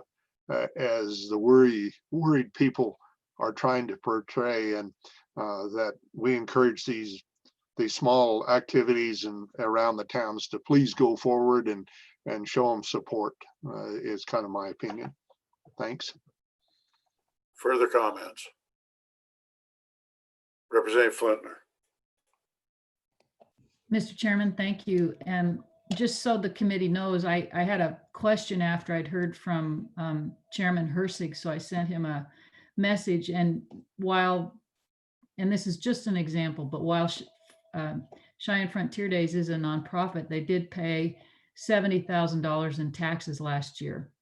So I know that we all are very much aware of what these nonprofits do to our individual communities and how they help to bolster our tourism economy. And so I think that a letter would most certainly be appropriate, showing support to joint judiciary in their efforts, or not judiciary, but corporations. So, thank you, Mr. Chairman. Thank you. Further comments? I'll do a little, and I'll get in some areas, part of them that come up a little bit. I think we really fall into 3 different areas here that we're going to end up dealing with. First is 501c3s. That's the letter we're talking about that hits the true nonprofits, and really the corporations has taken that on, so that's kind of off our table. But I do think it's very appropriate for us to give them a letter of support. The second area is the events. That's the rodeos and whatnot. And to me, I'm going to voice my opinion and then let everybody beat me up and tell me what their thoughts are. I think we need to support events, not necessarily 501c6 organizations. We have numbers of these events, and like I said, you've got the rodeos that's high profile. We also have, like I said earlier, the Bear Trap Festival. We've heard some testimony on some of these others that are not nonprofits. One that comes to mind for me, and it's near and dear, is the turkey shoot in Hewlett that happens, and they give $100,000 a year away. 100% of their money they raise goes back out to our community, and it actually funds our community center. and that event's canceled, and they not only are out, they're planning on the event, but they're out the full, it's been between $180,000 and $120,000 that goes out that directly impacts my community. And so I think some of these events need done, and I think it's appropriate on that's a bill that we draft. We may do it and deal with it either our next meeting or the one after, to go ahead and direct a bill draft to look at events. And then later in the day, Diane Schober will come, and I think we're going to have to, our committee has been tasked with, do we look at backfilling some for our local lodging tax boards, which, by the way, we know hotel occupancy is totally gone. So not only have they spent their money to stay operating to this point, they'd already done their campaigns for rooms that weren't open. But I really believe this committee ought to look at doing a kickstart of some kind to get them started, because we've got to get these rooms filled back up. That's what's going to pay our government's bills a lot going forward. So we need to look at the lodging tax, and then also take a hard look at our local chambers. So that's kind of where I was at. I do think we're going to want to come with a couple bill drafts today. Representative Newsom. Representative Newsom. I don't know if you can hear Thank you, me. Mr. Chairman. I just wanted to make comment on the Cody rodeos. As many of you know, we have a rodeo every night from June 1st to August 31st. And what happened, our arena sets about 3,200 people, I believe. And the exception that we asked for well before the announcement of the big rodeo cancellations was to have 600 people, 600 spectators. And after a denial and then an approval, that's what happened. And the feeling is in Cody that the night rodeo is more like a dress rehearsal for a larger event. So unlike Frontier Days, we have the ability to have our night rodeo with much fewer attendees, kind of tweak and get right the procedures and the protocols before we would host a larger event. I'm not sure yet what the number of people that'll be allowed at the Stampede Rodeo is, and it may well be the 600 that we can have at night rodeo. Night rodeo has been negatively impacted because we have no motor coach, no bus traffic, and a lot of their business is bus traffic. So that's kind of what led to this, to the announcement that we could have Stampede, and a lot was the approval of night rodeo so that we could, figure out a way to do a better job. Thank you. Further comments? Senator Manise. Thank you, Mr. Chairman. I believe every one of us here at this meeting has an event in our community that has been canceled for one reason or another. We just met yesterday with UW Rodeo to discuss going forward with rodeo this fall, even with all UW and all the colleges around the state. But what's happening to these events, and I don't know what happened in Cody, but the sponsorship's drying up. A lot of the contracts have canceled, their sponsors have canceled, so they're just not financially viable. So I think if we can support them some way to get them going, but we also, I agree with some of the other comments made, we need to encourage those that still are in the planning process to try to make something happen as we move forward. But I think that's part of the problem, is their sponsorships are drying up. They count on sponsorship dollars for the event, and so it's pretty difficult to do them now. So any of them that are doing it later in the fall, I think we need to encourage them to continue to do so in whatever way we can. But again, that's my thoughts, Mr. Chairman. Thank you. Further questions? Okay, that leaves us pretty well through. What's the pleasure of the committee? Do you want to try to look at bill drafts and letters at the end of the meeting after the governor, or do we want to approach that now? Co-Chairman Miller? We have a little bit of time right now. We're what, 30 minutes ahead of schedule. I think Director Westby is on standby if we want to just go ahead and go to that topic. I would be very happy to do that. The earlier we get done, the happier we'll all be. So if there's no objection from the committee, we'll take a chance of angering some public being ahead. We'll go ahead and bring Director Westby in and start on state parks because these all roll together some. So we'll take your advice and go from there. Mr. Chair, we may want to take a 10-minute break in case anyone needs to get some coffee or whatever. That's appropriate. Let's do that. It is now 10:11. Let's go ahead and start again at 10:30. We'll do a little longer one. So if everybody wants to stop their video and we'll come back in at 10:30. Thank you.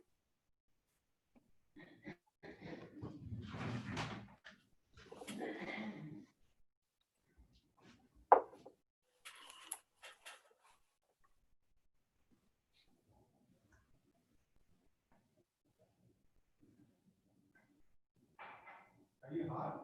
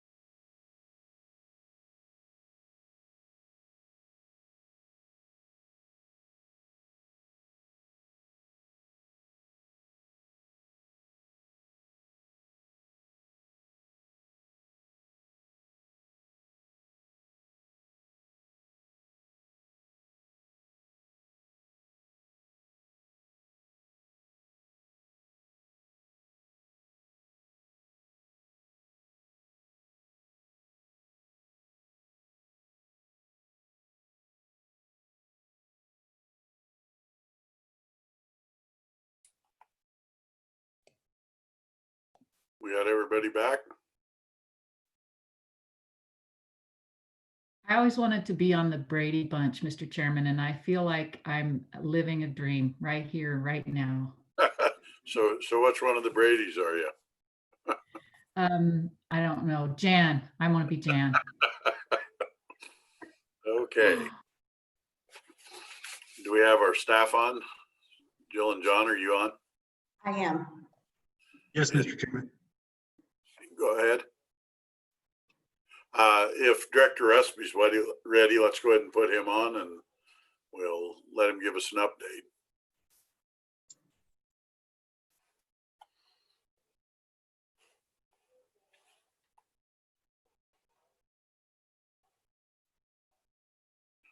There he is. Welcome, Director Westby. Good morning, Mr. Chairman, committee. Great to be here. Good to see everybody again. Mr. Chairman, if it's your pleasure, I'd just go ahead and get into our agenda items. Please proceed. All right. Well, thank you again, Mr. Chairman and committee. My name is Darren Westby. I'm the Director of Wyoming State Parks and Cultural Resources. Again, great to see everybody today. Just wanted to give you a quick update on our agency, and then we'll roll into the rest of the agenda items. But as with everybody, it's been a whirlwind 3 months. We unfortunately had to implement our continuity of operations plan for crisis. We had roughly 65% of our staff teleworking. The rest were working under a social distance work plan. Unfortunately, when that kind of thing happens, not all of our staff could perform the jobs that they were actually intended to do. And so we had to come up with other things that they could do to ensure that we were still moving the agency forward in a good fashion. For instance, with the archives, state archives getting shut down, we were able to refocus some of those staff that were in the reading room that dealt with the public a lot and really started catching up on a lot of the backlogged scanning, trying to get some of those hard paper copies into electronic digital format. With the museum shut down, those folks had to shift gears and jumped on a couple of exhibits that have been waiting in the background. And so they were able to get a new exhibit, not only developed and constructed, but it opened this week, or last week, I should say. We were able to develop a new program and went out and really asked for everything COVID related to be sent into the state archives and the state museum to capture the history that we're all living right now through this pandemic. And that's both with the state museum collecting artifacts and the state archives collecting documents and stories. I can't tell you how pleased I have been and impressed with our staff, just how efficient and effective they have been over these months. You know, as well as I do, state government did not shut down, and due to the spread of the nature of due to spread and the nature of our business, unfortunately, some of our products had to be shut down, like the state museum, state archives, state historic preservation, or state historic sites, our visitor centers, some of our lodges and our group shelters. However, I'm very proud to say that our state parks never closed. We did have to close our camping for a short period of time due to the inundation of out-of-state campers escaping their infected world, but we were able to ensure that we weren't a cause for the spread. And so Wyoming Arts Council received and granted out several $100,000 from the National Endowment of the Arts through the CARES funding to all the organizations and the artists that have been impacted to COVID-19. And I think the Wyoming Arts Alliance and the Humanities Council kind of spoke a little bit about that a little earlier. And the Wyoming Arts Council and the Cultural Trust Fund continued with their grant cycles in an effort to get funding on the ground to the art and culture entities, constituents across the state. Our state museum and state archives, as I said before, developed that repository. I guess the reason that they felt that it was necessary is when you started doing some research on the 1918 pandemic and how it affected Wyoming, there was not much out there. And so hopefully, if we ever have this again, there's people in the future that can look back and see how Wyoming was able to truly get through this and what we did and why it was important. And so that was kind of the intent behind that. And, you know, as you heard from the Wyoming Arts Alliance and the Humanities Council earlier, we continued all of our work with those partners throughout this as well. We developed, we also were working on developing strategies of how to come out of the closures. We developed opening our campgrounds. This had to happen with the reservation system so we can control the spacing and the cash handling. We did open up our camping to Wyoming residents on May 15th. We opened up most of our state historic sites on May 29th. We opened up camping to non-residents on June 1st, and our state museum and state archives opened up on June 9th. And as you probably saw in the news over the past day and this morning, State Parks has been a much needed product for the Wyoming citizenry and for our visitors. I'm proud really to lead an agency that continues to contribute more and more to the local and state economies and communities. We continue to build better communities and creating, well, $500 million in direct impact, and that's growing. That's still an old economic impact, and we're in the process of doing a new, updating our impact study.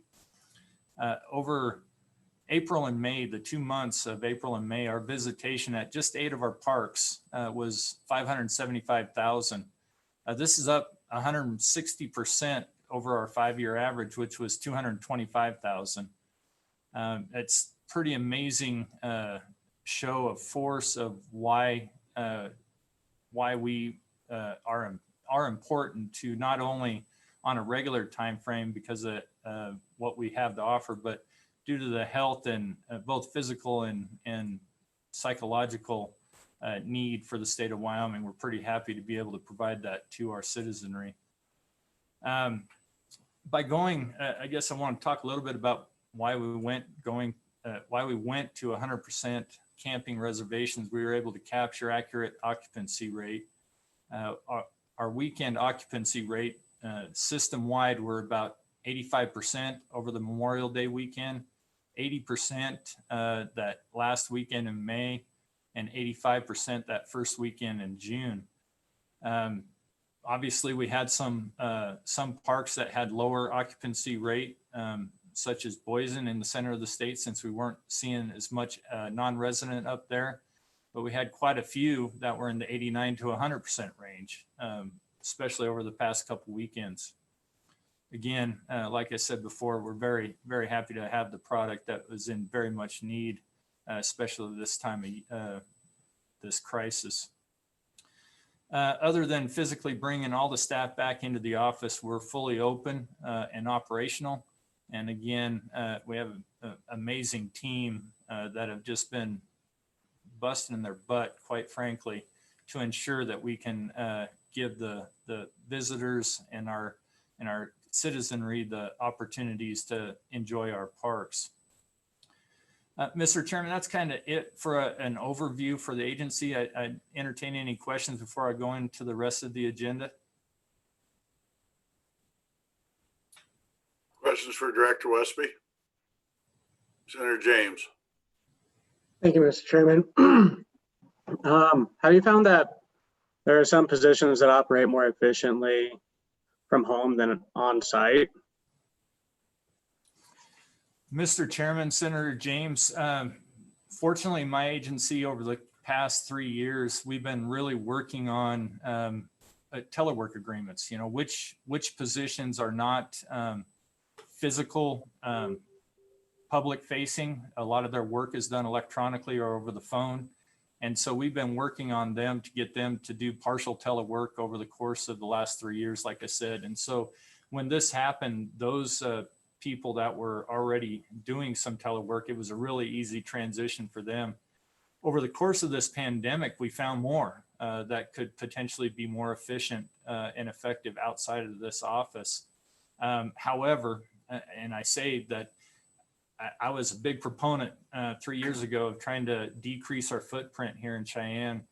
And I think we can still work on that plan. But what we found from a psychological standpoint, those people that have been gone for the last couple months, and especially the ones that really wanted to be teleworkers and not necessarily come into an office setting, psychologically, we're social human beings, and being forced to not be around their coworkers really, they've been asking when they could come back. And even if we go back to a full-time, potential partial telework agreement with them, they definitely want to be able to come into the office a couple times a week just to have that social interaction, which I find is good in a couple ways. One, we've built a really good cohesive team and they like to be around their coworkers. But two, I think it strengthens the opportunities for what we have to offer by having that collaborative nature face-to-face as well. Follow up? Very good. Further questions for Director Westby? Okay, continue on. Thank you, Mr. Chairman. The next item on the agenda is state park fees, and I'll try to dive into what I think you might be looking for, Mr. Chairman. If I miss the mark, please put me back on track. But with our future reductions, we may be working within our rules to increase our fees to help compensate for our future budget reductions. We feel right now that we can operate underneath those caps. However, we may be coming back at a later time to revisit the caps that we're currently working under. But I think right now, looking a little bit into the future, I think we can still operate underneath those caps. However, we will be probably need to open up our fee statute to increase our up to percentage. Right now, if you remember, we can utilize up to 30% of our fees to help with the maintenance out in our park system. However, due to what some of our plans that we're trying to propose, we may have to ask to have that increase from 30 to 60%, along with a potential change in definition that right now it says that we can use those funds, those 30% for maintenance only. And we may need to talk to you a little bit about getting that definition to add in the word operations, just if we're going to be in the reduction form and we're going to try to help ourselves out and not diminish our product, not diminish the product offering and diminish our services, we probably are going to have to look at utilizing some of those fees for operations and not just maintenance. Did that cover what you were thinking, Mr. Chairman, Mr. Co-Chairman, on the request on the state park fees?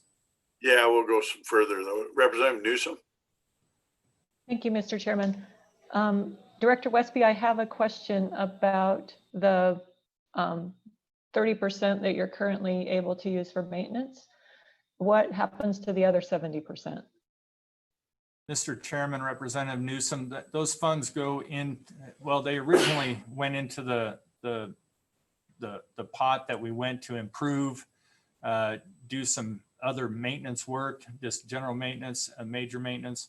But for the most part, they were improvements. So the new campgrounds or expanded campgrounds, or taking a 1970 campground and converting it to a 2020 campground, bringing in electricity, building cabins and yurts, those types of things that our consumers are wanting out there. And so, albeit we really don't like when we proposed this several years ago of going to be able to utilize and diminish those funds from capital construction to using more of them for maintenance. We didn't like to do that, but when desperate times call for desperate measures, and we feel that we're in that same boat again. And so increasing them from 30% to 60% will potentially help push us down the road a little bit further, while still not completely eliminating the potential of keeping up with our consumers' wants, needs, and desires, but still being able to keep our doors open and paying the electricity bills, which I think is horribly important when we continue to be a very strong leader in the tourism industry. And we don't want to cut that leg any shorter than it already is. So thank you for that question. And again, it's not something that we enjoyed doing, but I think with the help of this legislature and the governor's office, we were able to salvage what we had in product, decrease how much we're going to be improving in the short time frame. And that's why I felt that it's very necessary to keep that up to in language in there, because as things progress, I want to be able to pull some of those dollars down and put it back into construction when it's necessary. Co-Chairman Miller. Thank you, Mr. Chairman. Darren, do we need legislation to allow you to access that other percent and move it around to fit your needs, or can you do that just kind of with our approval or our knowledge? Mr. Chairman, Mr. Co-Chairman Miller, thank you for that question. I do need to have the statute 364121 opened up and change that percentage from 30% to 60% and add the language in there that right now it just says maintenance. And so adding operations in there, I can utilize fee supervisors, fee seasonals, more than just the maintenance seasonals that we're using right now. And so, yes, it would require a statute change. Our fees themselves do not, because you guys were very gracious and allowed us, you set forward in our statute cap on all of our fees, and you told us operate underneath those caps, and we can change our fees by rule, which still requires a public comment period. But we feel that we have some elasticity in our fees. We're still pretty cheap for the product that we're offering. And looking at the revenue picture and where we're at financially and with our future budget proposals, we are probably going to have to increase them of somewhat to try to keep up with what our expenses are. Further questions, Senator James. Thank you, Mr. Chairman. Mr. Westby, have you exhausted all other avenues before coming to us? Mr. Chairman, Senator James exhausted all other avenues. I would say yes. I mean, just the potential of taking capital construction dollars and converting it into operational dollars is a huge step for us. In our proposals, we have more than just that, obviously. As an agency that's roughly 60% 100 series on that perspective, yes, we're looking at a host of things that we're going to have to do that is not going to be easy. It's going to be painful for not only us in management, but unfortunately, we're going to feel it all the way through our staff. Thank you. Further questions? Okay, I've got a few. The reservations, I want to dig back into it a little. You ended up with 20, 30,000 comments, people not liking them very well. Could you explain the fee structure to us? Who got the contract and how they got it on that and how long it lasts for, please? Sure, Mr. Chairman. We've had a reservation system for over a decade now, and they've been on about 5-year contracts. And so we're into right now about 1.5 years into a 5-year contract with the current contractor. We went out to RFP. We basically set up what we're looking for. And I got to explain the RFP. When we first started this reservation system within our state, we had 0 cash dollars to pay somebody to program. We didn't feel that it was appropriate to come to the legislature and ask you for millions of dollars for programming and maintenance and operation of a system. And so we developed our RFP to find a company that would come in and develop, program, develop, and operate our reservation system. And so with that, we've gone through several iterations of the reservation system, and we went back out to RFP. With that RFP, we were able to exactly tell what we wanted in the system. And without having upfront programming and maintenance costs, we have a transaction fee that we developed into the contract with them. That contract says that they will get a transaction fee for every time a reservation is made. And that's how they recoup their cost of what it takes to operate this reservation system. Otherwise, it would be millions of dollars, and it's just, it would be a lump sum upfront and then an ongoing maintenance fee that we would have to pay. And quite honestly, we didn't have it and didn't feel that it was necessary, like I said. We're currently, this contract that we have is with Reserve America.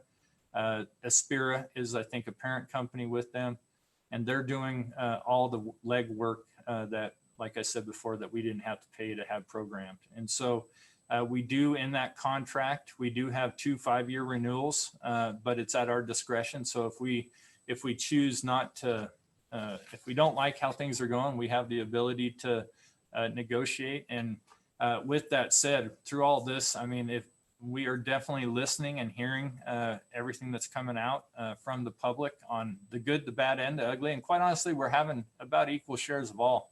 Obviously, the petition is an electronic petition, and it's pretty easy to click a button. But out of that, we've had a lot of calls too, and those calls are very beneficial. And I'd love to say that they're just a 30-second call and, hey, we don't like this or we like this, but each call is about a half hour long, if not 45 minutes. And I'm proud to say that our staff have taken I'd say all calls. I can't say all calls, but pretty much all calls, and have had those conversations with people.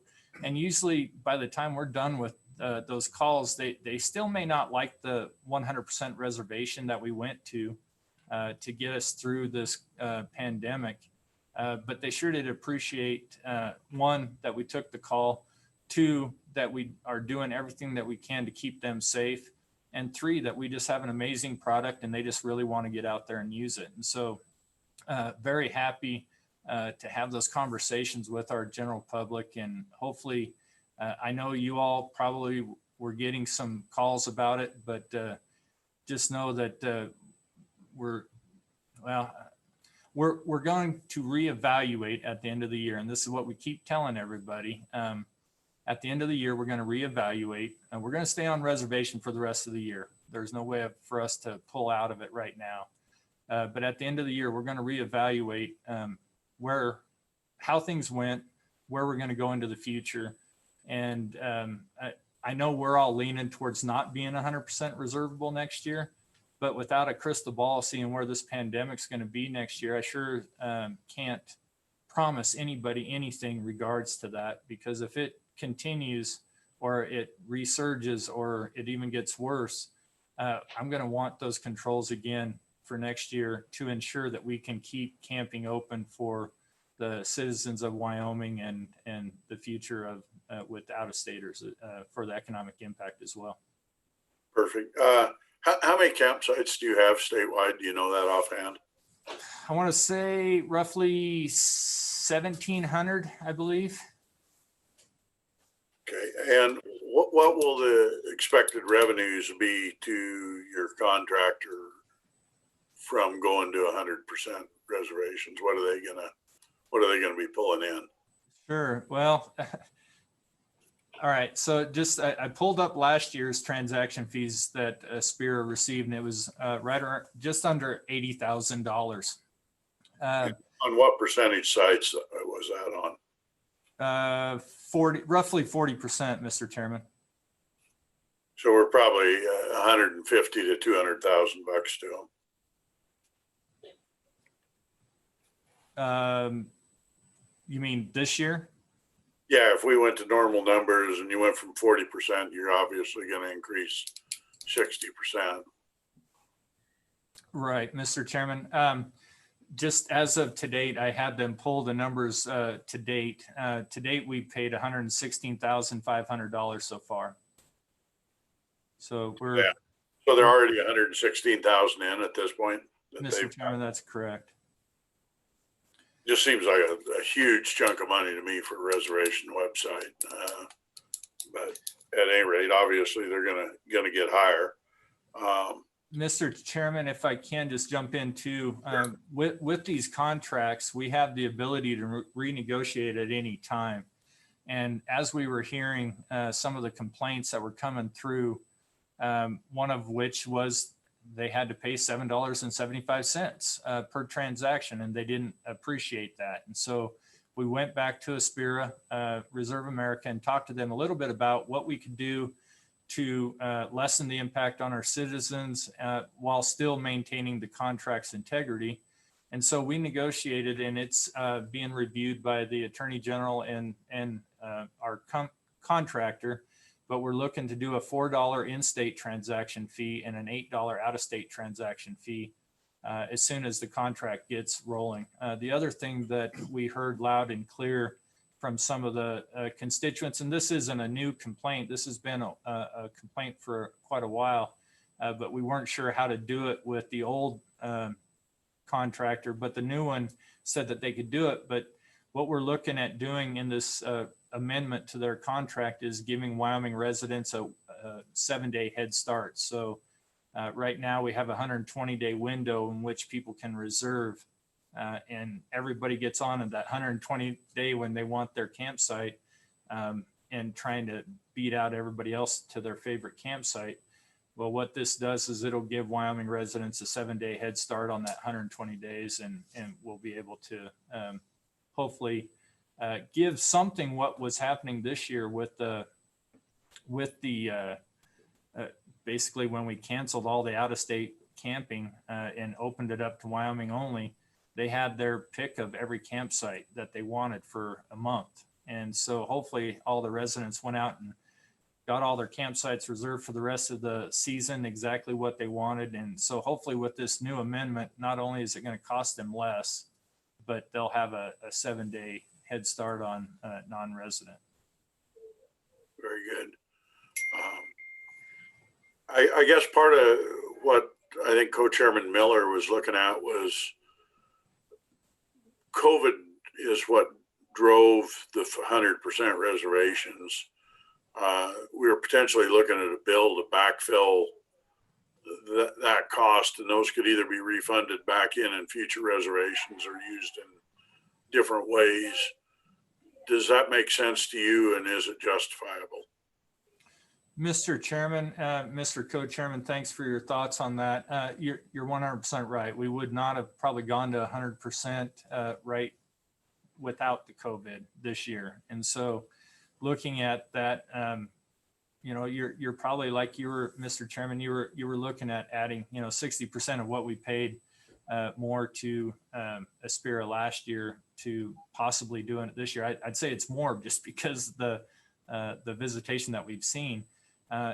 And so, you know, you're 100% correct. I would have a hard time arguing 100% of the transaction fees just because we had 40% before, but we could definitely probably do a, you know, a crosswalk to determine what those fees would have been had it not been for COVID-19. Yes, sir.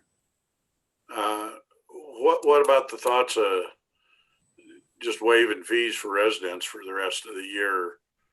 If they wouldn't have had to do it before, what would happen if we waive fees for the rest of the year for residents?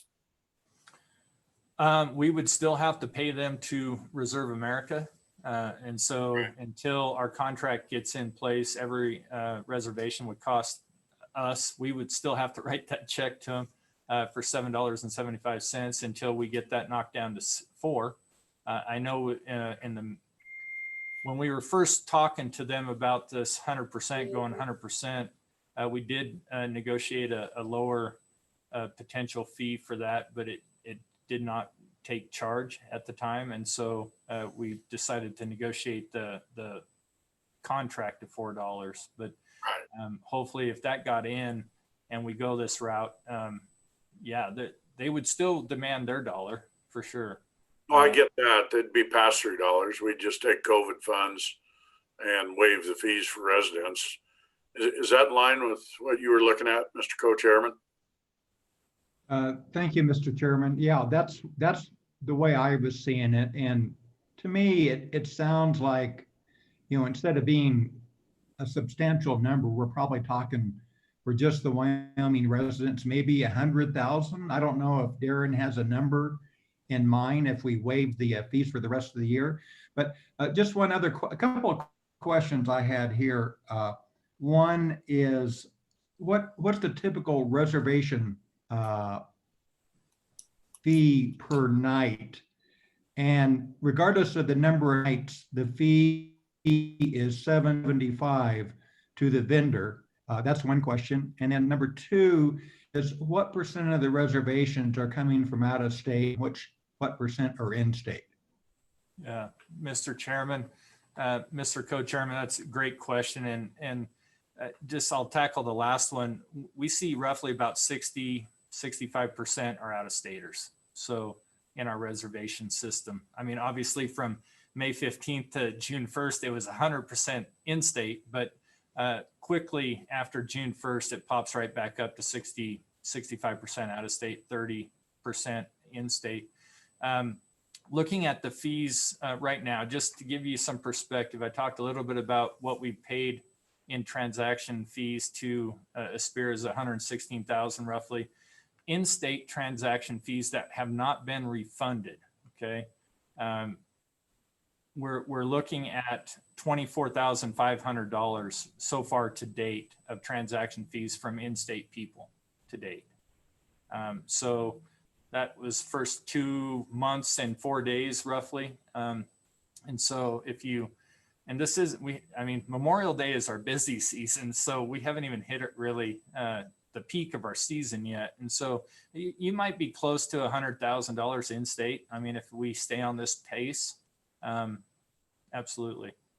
And to go to your other question, Mr. Co-Chairman, about 775 on how much that is per night.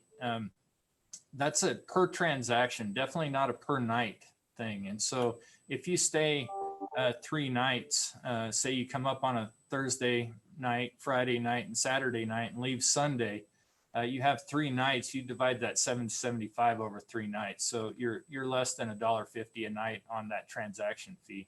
Now, granted, if you come and you stay just Saturday night, you're paying $775 per night, since you only stayed 1 night. So I just want to make it very clear that this is a transaction per transaction fee, not a per night fee. And the longer you can stay in Wyoming State Parks, you can stay up to 14 days on 1 reservation.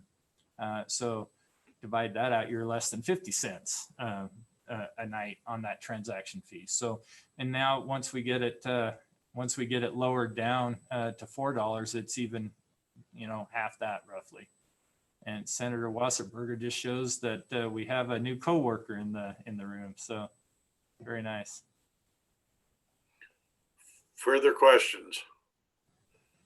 Co-Chair Miller. Thank you, Mr. Chairman. Darren, you mentioned Boise to start with, and I don't know what your reservations are doing at Boise online, but I have received a few complaints of people that are used to going out there and setting up their camper and just picking whatever site's available. What percent are making reservations at Boise? What occupancy are you getting in your reservation system? And maybe the areas that are internal to Wyoming, like Boise, maybe we need a little bit different reservation system instead of the ones that are close to the Colorado border.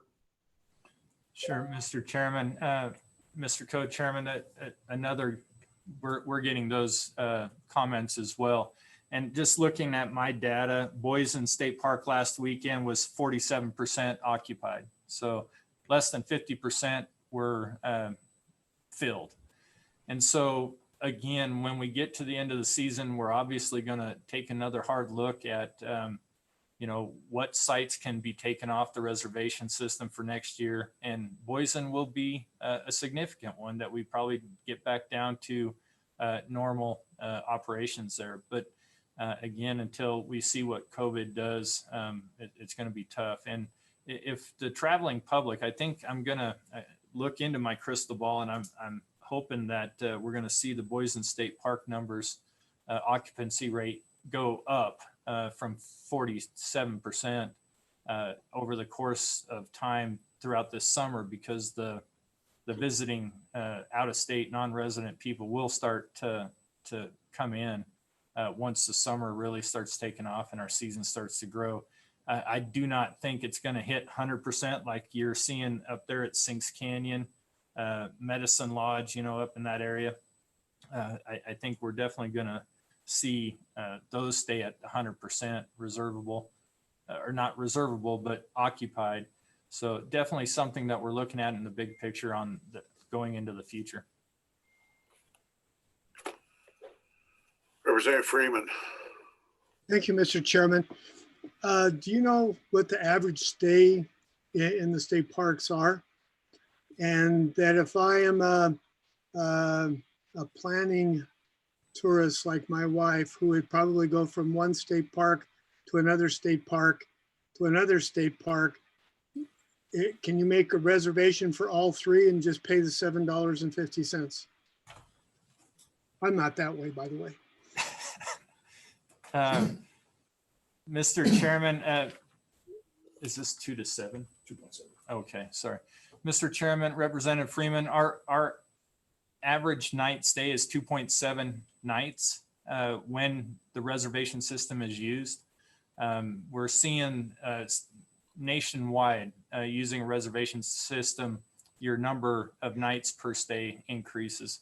And to go hit to your next question, Mr. Representative Freeman, every time you reserve say you camp for 5 nights at Kurt Gowdy, and then you want to go to Glendo and camp for 5 nights, that each time you do that, that's a different transaction. So if every weekend that you book, that's a different transaction. So I would love to say that you could get on and book your whole summer worth of camping and then pay one transaction that they'll kick you out, make you come back and do another transaction for the following weekend. Questions? Representative Flentner, did you have one? Yes. Yes. Mr. Chairman, thank you. And Director Westby, I was just curious, that transaction fee, is that sort of standard, or are there other companies that do this? I'm sure you guys have shopped around and this was probably the best option, but I'm just curious. Yeah, Mr. Chairman, Representative Flitner, that's another great question. Everybody that has a reservation system that goes through a company charges a transaction fee. And we are one of the lower transaction fees in the region. I don't have those numbers right handy, but especially if we go down to $4 for in-staters, that's probably hands down the lowest in the country for transaction fees. Most of them are in the $8 to $10 range. And like I said, the non-residents, even taking it from $7.75 to $10, they probably wouldn't bat an eye at. They're wanting to come here and they like the products that we offer. The problem is if I raise it to 10, by federal statute or law, I can only charge twice what I charge an in-stater. And so I would have to raise the transaction fee to $5 for in-staters. And I think we're comfortable with the 4 and 8. The company is comfortable with the 4 and 8, especially with the amount of traffic that we're pushing their direction right now. Further questions? What do we charge residents and non-residents for park fees now to come in? I knew you were going to say that.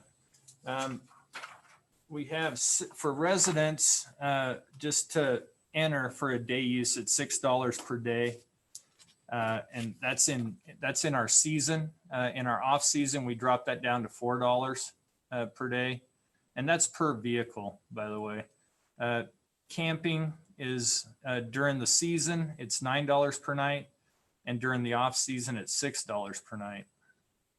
Non-resident is $9 per day and $16 per night in the season. And in the off season, it's $6 per day and $11 per night.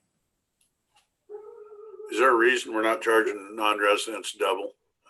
I guess to me, I think we see a rub some with residents, and I think if you can go 50%, I don't see any reason we shouldn't be picking up the other $3 entrance fees. Mr. Chairman, we're in that discussion mode as well. We did get a little bit of pushback from the legislature when we were talking fees back in the day, because you also don't want to get to that elasticity point where you start diminishing the amount of people that are coming. And so I do agree with you. I think these people that are rolling into our state parks with $100,000 fifth wheel, $150,000 boat, and an $80,000 truck, paying $10 a night to camp is not that big a deal. So we're definitely in those discussions, and as soon as we get a firm grasp on the fees, we'll on where we need to go with changing the fees, we'll get that out in a rule change and get it out to the public. Again, what we really want to do is make sure that the elasticity within the Wyoming state citizenry, we don't price ourselves out, and you guys continue to get more calls regarding how expensive our product is, which I think we can all attest it's not that expensive. Thank you. Representative Tass. Thank you, Mr. Chairman. I guess I've gotten lost here. Do I understand that you're charging $6 a day for a resident reservation? Are you turning around and paying the company $4 out of that $6 to write that reservation, or do we get $6 and so the company gets $4 and the people are paying $10? Please help me. Thank you. Sure. Mr. Chairman, that's a good question. I apologize for possibly confusing you. No, the $6 that we charge for day use to come into our park and the $9 per night to camp, those are per day and per night charges that the state of Wyoming receives. Now, the $4 or the $7.75, whichever number you want to put your head around, that is a complete pass-through transaction fee that goes to the company. Yes, the consumer pays both the $6 and the $9 and the $7.75, but the only thing that comes back to us is the $6 and the $9. The transaction fee is a pass-through right to the company. But the consumer pays for all of it, yes. Okay, thank you. I'm easily confused. Further questions? Mr. Chairman, it's confusing to me, so I get it. Representative Freeman. Thank you, Mr. Chairman. I was just going to make the point that when we allowed the department to set their own fees, that they were going to do a market survey so that they can justify any increase or decrease. And I don't want it to be a political decision that says the federal law says we can charge double. So I hope that they still continue to do it on a for lack of a better way of saying it, a marketing decision. Mr. Chairman, Representative Freeman, we do a 5-year survey that we go out every 5 years and we canvass all of our users. We get that elasticity question out there. How much would you be willing to pay? We definitely try to make our decisions on that, especially with the in-state concept, the out-of-staters as well. But that market research is very valuable to us.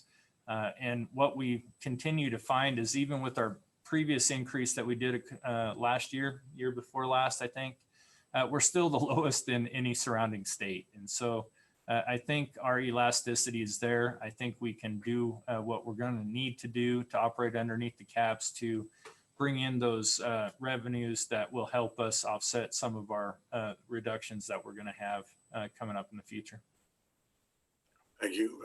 I guess off of that, I've got a question. If we're the lowest in the entire region, how much low are we? Because looking at our budget deal, I don't see any reason that we're the lowest in anything anymore. Our benefactor in the mineral industry has dried up, and it's probably time that we're at least in the middle of the pack at a bare minimum. Mr. Chairman, we're definitely not disagreeing with you there, and which is why we're going to take a hard look. And when I said that we're the lowest in the region, we're not lowest by much. So we're going to be very cognizant that we're going to look at our in-state fees, but possibly not do much with them, but really focus on our out-of-state fees to see how we can compensate with that to get more in line with what the other states are doing with the out-of-state. When our visitors go to Colorado, I mean, how much do they charge down there? And try to make sure that we stay in line with that. But I got to be very cautious that I don't increase out-of-staters so much that I start bringing up the in-staters fees, and then we'll all get pushed back on that. But as Representative Freeman says, we do have some elasticity in both, and we're going to take a hard look at trying to make sure that we increase while still staying underneath the cap right now. And if we need to, we can come back to you to increase a cap here and there. Perfect. Thank you. Further questions? I think all we got left is the COVID impacts. And have you? Mr. Chairman, on the COVID impacts, we're working through our channels to ensure that our staff have enough PPE. We've implemented when we remained open. That was our main concern as management, to make sure that we're not asking our staff to get out there and do something we wouldn't do ourselves. And so we developed protocols and procedures. Office of Homeland Security has been great in directing us to the proper channels in how to get that, how to get those PPE and cleaning supplies. Which is very difficult, by the way. If you guys went out online and tried to find cleaning supplies and disinfectant, it hasn't been the easiest thing. But fortunately, we have a lot of people helping us out with that. On the park side, we have, I talked about our visitation being up. We're just doing our best with law enforcement and with park staff to ensure that our consumers are safe and well taken care of while they're here. We think revenue is going to be great this year. We just need to ensure that we have enough employees to take care of the property, be good stewards of the land, and make sure that the consumers are safe. On the cultural side, we are a little concerned about our fees that we're going through with file search with State Historic Preservation Office. Obviously, we've seen a decrease in prospecting out there, and so our file search fees have gone down, and we might not be able to stay on pace with that. But the one thing I think, and you heard with probably in the previous section with the Humanities Council and with the Wyoming Arts Alliance, community vibrancy, I think psychologically for us the mental and physical health, to make sure that our constituents in the cultural world are being able to come out the other side of this strong, or just come out, just arrive on the other side is scary for us. And we want to make sure that not only do they arrive, but they arrive stronger than ever. And I think all of our communities will benefit from all the efforts that Sean and Shannon there at the Humanities Council, and Wendy and her team at the Wyoming Arts Alliance, along with all the partners that we bring to the table as well, we can get there. And all of our communities will continue to have a great, strong cultural influence to improve that community livability, in hopes that we can keep people in the state as opposed to having a mass exodus without it. So again, thank you for the opportunity to talk about that. We did, the governor's office, through your guys's through the legislature's efforts, authorize the governor to start working on that first 400,000 or 400 million that you put forward. We did, as an agency, put forward some requests to the budget office and the governor's office that are being looked at right now. My team was very impressive with the amount of things that they came up with that they could do to help our Wyoming citizens, and hopefully some of them will get latched onto, and we'll be able to get some of that COVID or CARES money on the ground and be effective for the state of Wyoming. So more to come on that, Mr. Chairman. And again, I appreciate your thoughts on possibly looking to see if we can get some of these fees either replenished on what we lost with the refunding because of the COVID, or as you were talking about, possibly negating the fees going into the future throughout this pandemic with the CARES money. Really appreciate you thinking of us during this time. Thank you. Further questions? Co-Chairman Miller. Thank you, Mr. Chairman. Director Westby, back to the fee thing. How many complaints did your office receive about the reservation system and having to go to that? Are we talking 10, 100, 1,000? I'm just wondering I need to know how big this issue is. If it's not a big issue, then I don't think we need to really do anything. But what kind of number are we looking at?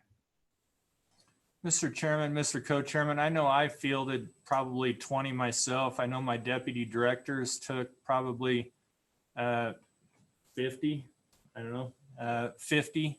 And unfortunately our frontline staff we have a great gal that's sitting at our front desk right now and has been through this whole thing. She's probably fielded another, 25, 30. So we're at less than 150 phone calls to deal with this. But like I said before, by the end of those calls, they may not like that we're at 100%, but they appreciated the why. And more importantly, they appreciated that we took their call and returned their message. And they just want to make sure that we're not going to go back 100% next year. And like I said, we're gonna look at it. I get it. Thank you. Further questions? Okay. Thank you, Director Westby. Thank you, Mr. Chairman and committee. Chairman. Senator Wasserberger, we have a question. I got a question for Director Westby. How long has it been that the federal parks have had a reservation system? Do you know? Mr. Chairman, Senator Wasserberger, I don't know that. I can get you that information. I know that for the most part, a lot of their campsites and campgrounds on, at least in Grand Teton and Yellowstone, and I probably shouldn't say this, but I think a lot of them are under concession contract. And so I'm assuming all of them have been under reservation system for a long time as a private entity. But I can definitely, I can get that information back to you. Thank you. Further questions? Okay, thank you, Director Westby. We've got about 30 minutes. Do we want to take a look at a couple of bill drafts? We had Director Westby had brought up 36-4-121 that we needed to look at a change. I'd entertain some discussion or a motion on a bill draft. Start working on that. I would point out to staff, these bill drafts won't be for the next meeting. They'll be for meeting down the road. So we're not trying to pressure them because we'll talk later in the day about whether we meet in Thermopolis. But that meeting's only 10 days away, which really doesn't give them adequate time to get bill drafts ready. So thoughts on a bill draft, Mr. Co-Chair? Yeah, Mr. Co-Chair, I'll move the draft you just suggested, and we'll maybe get that one in the works. Okay, that draft would be on 36-4-121 to move the amounts from 30 to 60% that they can. Senator Wasserberger, second, got it. Would move the amounts that they can use out of their entrance fees from 30 to 60% and would add operations into it. I would ask staff to work with Director Westby to get the draft where it accomplishes what he wants and we can work it at a future meeting. Is there any more comments on a draft of that type? Representative Freeman. I'm a real proponent of using the entrance fees for a lot of different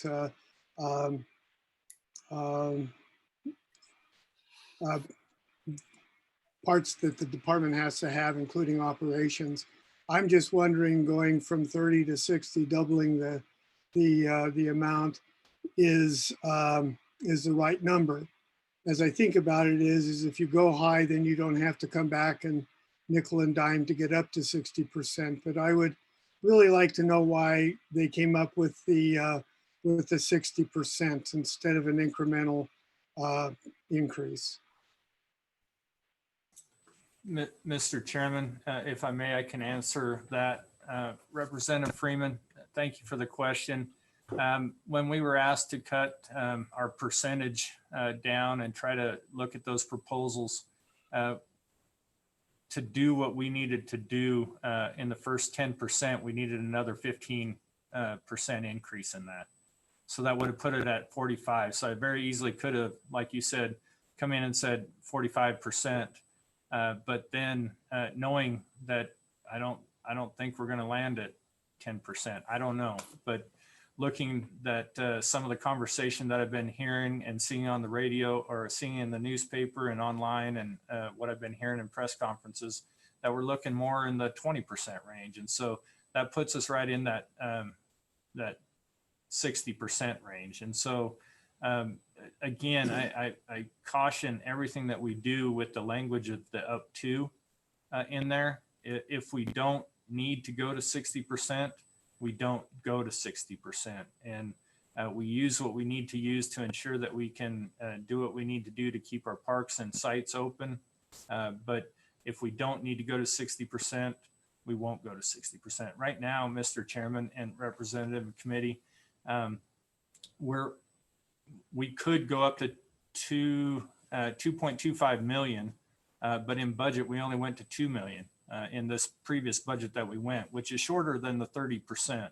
So we were in the 25%, 26% range because we did not need it in that original budget that we proposed. And so we had some flexibility there that if we needed to, we could be 11 if the need arose. But I wanted to keep that other 2.25 million in the construction realm until we needed it. And so I think having the flexibility of going up to 60% will give us what we need to ensure that we can keep the lights on and keep the consumers happy and keep it maintained and do new stuff. And we got a new coworker. Very good. Further questions? Senator James. Thank you, Mr. Chairman. So with the cuts that the governor has said that you guys are going to need to do, that won't save you guys enough money to prevent this increase on the people? Is that correct? Mr. Chairman, Senator, you broke up right there towards the end. I don't think I heard the question. Sorry, Mr. Chairman, what were you saying? Go ahead and restate your question. He didn't get you all. All right. So I was saying that the 20% that the governor is saying that your agency needs to cut, that won't be enough to prevent this increase in fees? Is that what I'm hearing?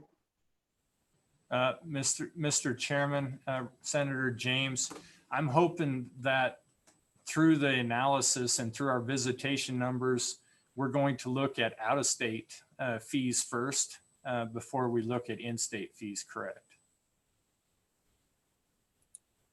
Further questions? Senator James, follow up. Could we, instead of looking at giving this authority, could we wait and see? Because I feel much more comfortable with that. Because, yeah, I think we should do that first. Wait and see what happens before we make this change. Mr. Chairman, Senator James, I guess, and maybe I still didn't understand your question, but are you saying that if we increase fees, we don't need to increase our percentage? Is that what you're saying? Mr. Chairman, no, I'm saying we should wait to see if these cuts that are coming is enough to so that way we don't have to increase the fees. That's what I'm saying. We should wait to see what happens first after the budget cuts.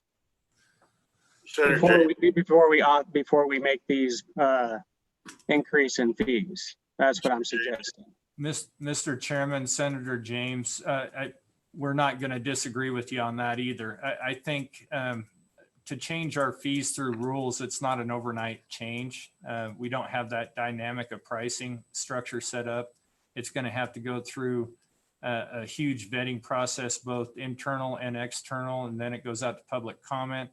And so before we do any fee structure, it's gonna take some time. And I think we're all gonna have a good idea where we're gonna be sitting with the budget reductions here in the next month, I would assume, on at least where we're gonna be sitting as an agency. So I think we're probably just innately gonna be able to tackle what you're asking right now with just the amount of time it takes us to do a rule change.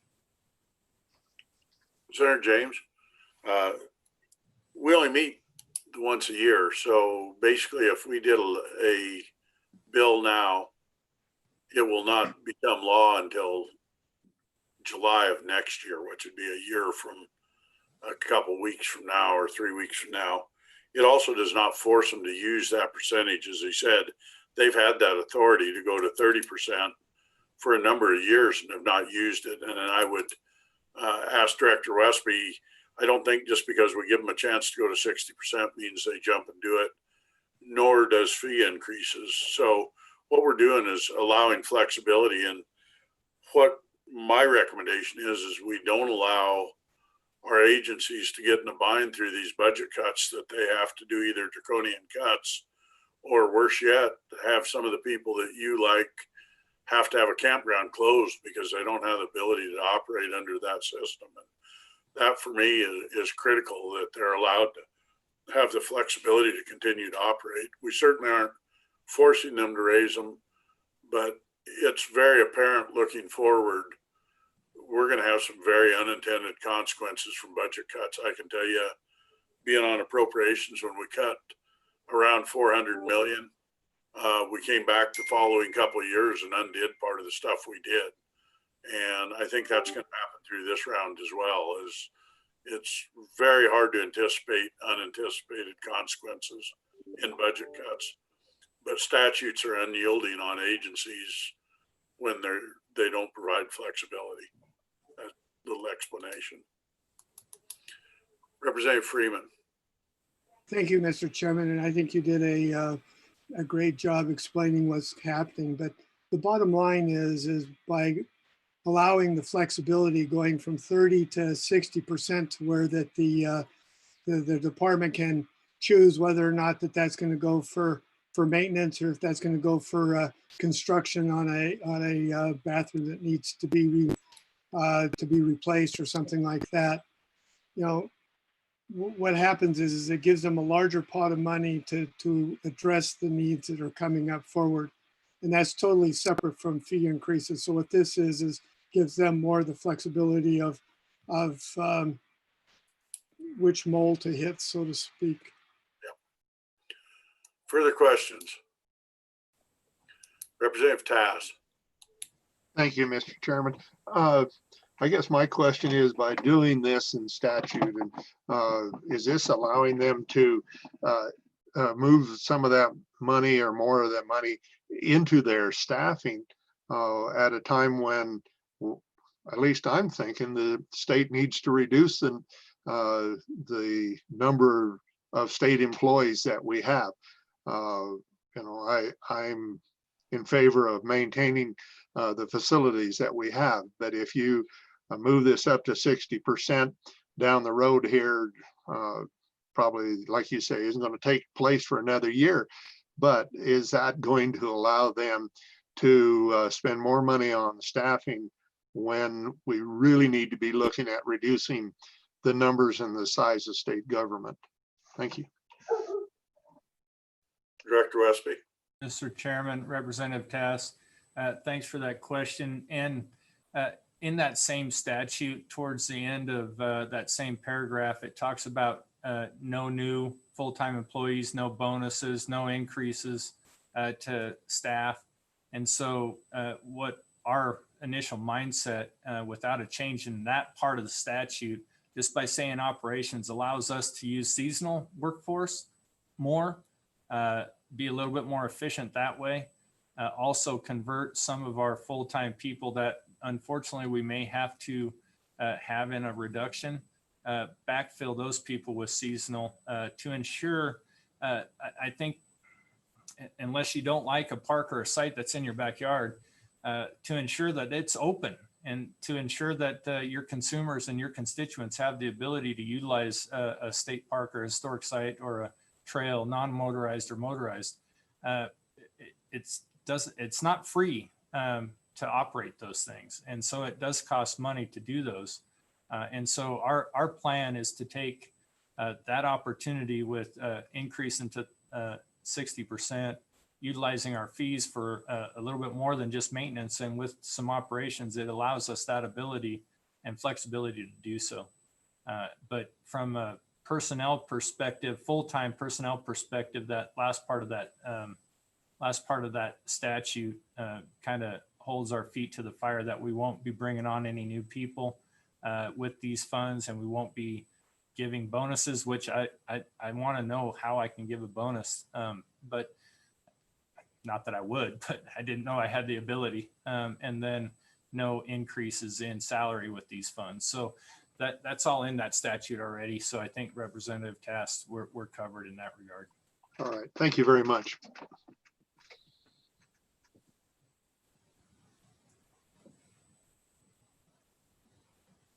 Question?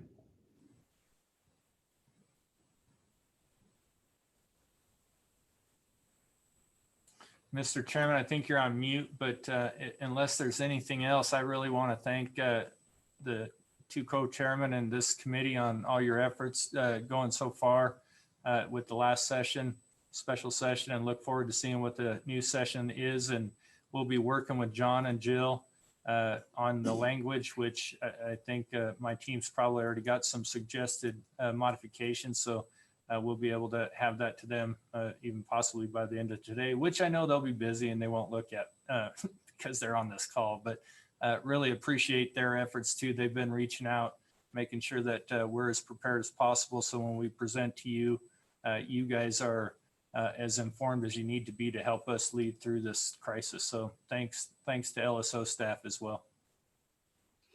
Question on the bill? You called question, Representative Miller, co-chairman. Yeah, I don't know if we need a formal roll call vote or it's just everyone kind of agrees. John, do we need a roll call on this? Mr. Chairman, no, this wouldn't be a final action of the committee, so you could just do a straw poll if you wanted. Perfect. I guess we'll just start the easiest. Is anybody opposed? Raise your hand or make a statement or both. Senator James and Senator Edwards, or Representative Edwards, Representative Tass. So we've got three. Would you like to make a statement, any of the three of you? I'll open the door for you. Okay. The bill draft to go forward.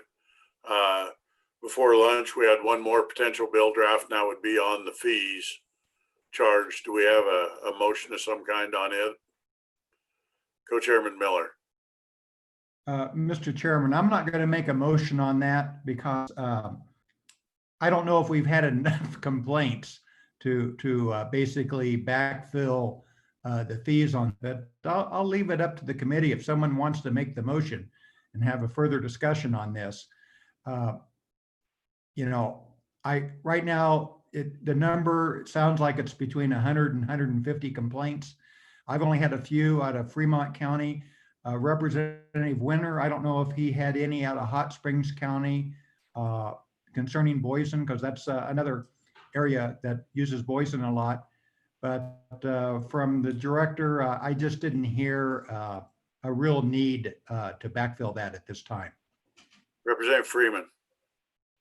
Thank you, Mr. Chairman. And this is directed to Director Westby. You still have some flexibility with the bill that we passed like 3 years ago to raise fees. Am I right or am I wrong? Mr. Chairman, Representative Freeman, yes, we still have flexibility under the cap to increase fees, correct? Any further questions? I'll make a bit of a statement. It's overarching a little, not just on this one. And it probably goes back to a little some of the comments we've had. We've got $1.2 billion of COVID money given to the state of Wyoming. And without being flippant or spendthrifty, I guess I should say, that money, if it's not spent by Wyoming, goes to another state. This is not state money. This is not our taxpayer money. It is taxpayer money without a doubt, but it's federal and it'll be spent. You can hate the COVID money that went to all the states. You can do whatever you want on comments, but the fact is, if we don't use it, this money will go to another state. It'll either go to New York or California, or pick your favorite place.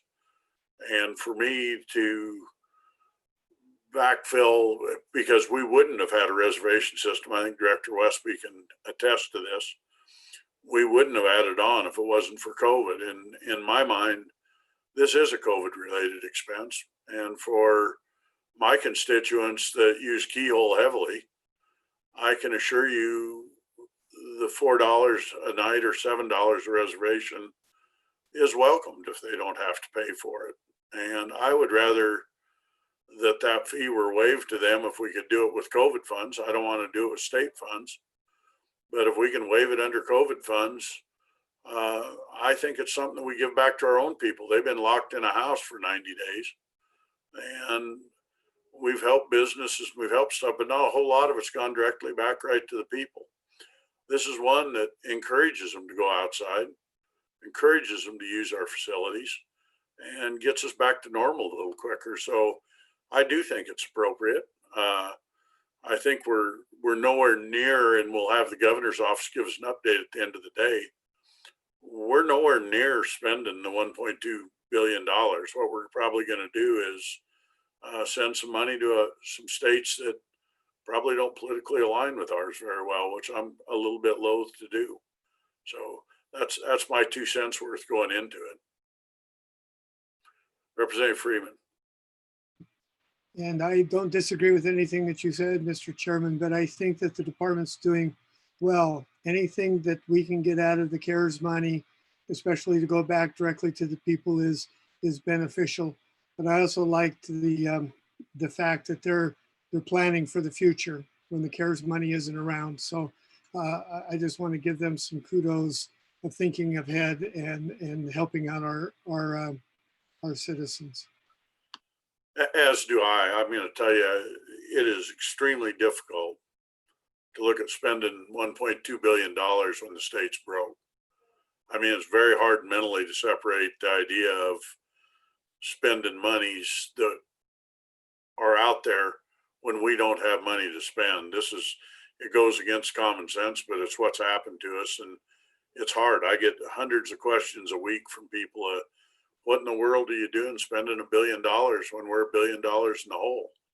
And the truth is, the Fed did what Feds do really well. They put a lot of strings on it, and we have to spend it the way they want it spent, or someone else gets it.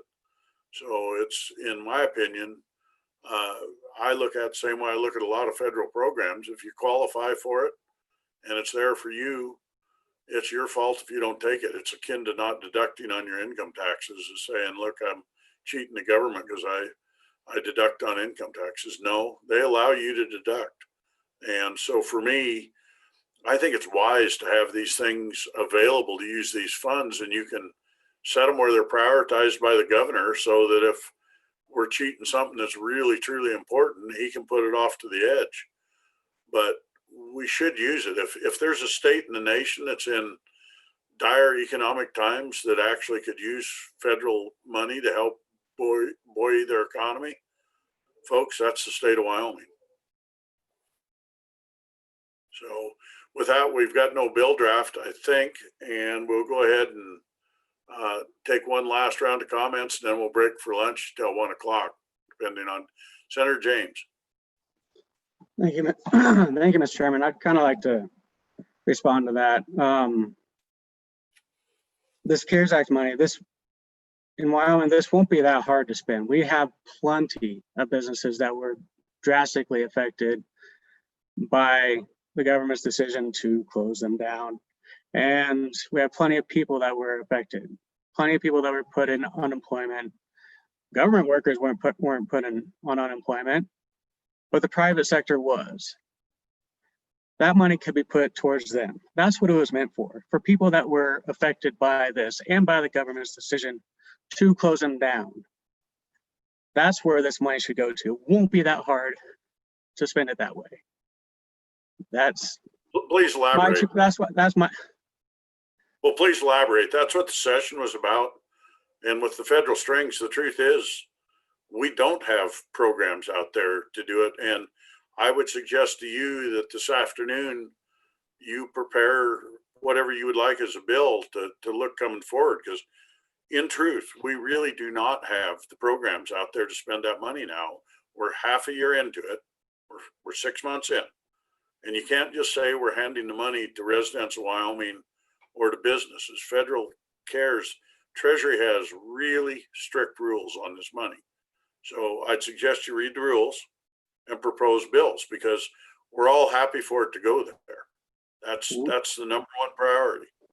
But if it Every doesn't time go, we tried during special session, they got killed. well, you better figure Point out of how to order, work. point of order, Mr. Chairman. Yes. Point of order. Mr. Chairman, I would ask that that we follow proper parliamentary procedure and address the chair. Thank you. Point noted. Mr. Chairman, Thank every time we tried during the special session, they got killed. So, I'll I mean- leave it at that. I guess we all work within the system we have. If you can't get a bill passed, it is obvious that the body doesn't agree with what you're bringing. That's all I can tell you. And my thought is to work within the system to do what we can to get it done. So I'm happy to look at bill drafts. That's what this committee does. We're kind of tasked with DRW. So if you've got bill drafts you'd like to see, I'm more than happy to entertain them this afternoon.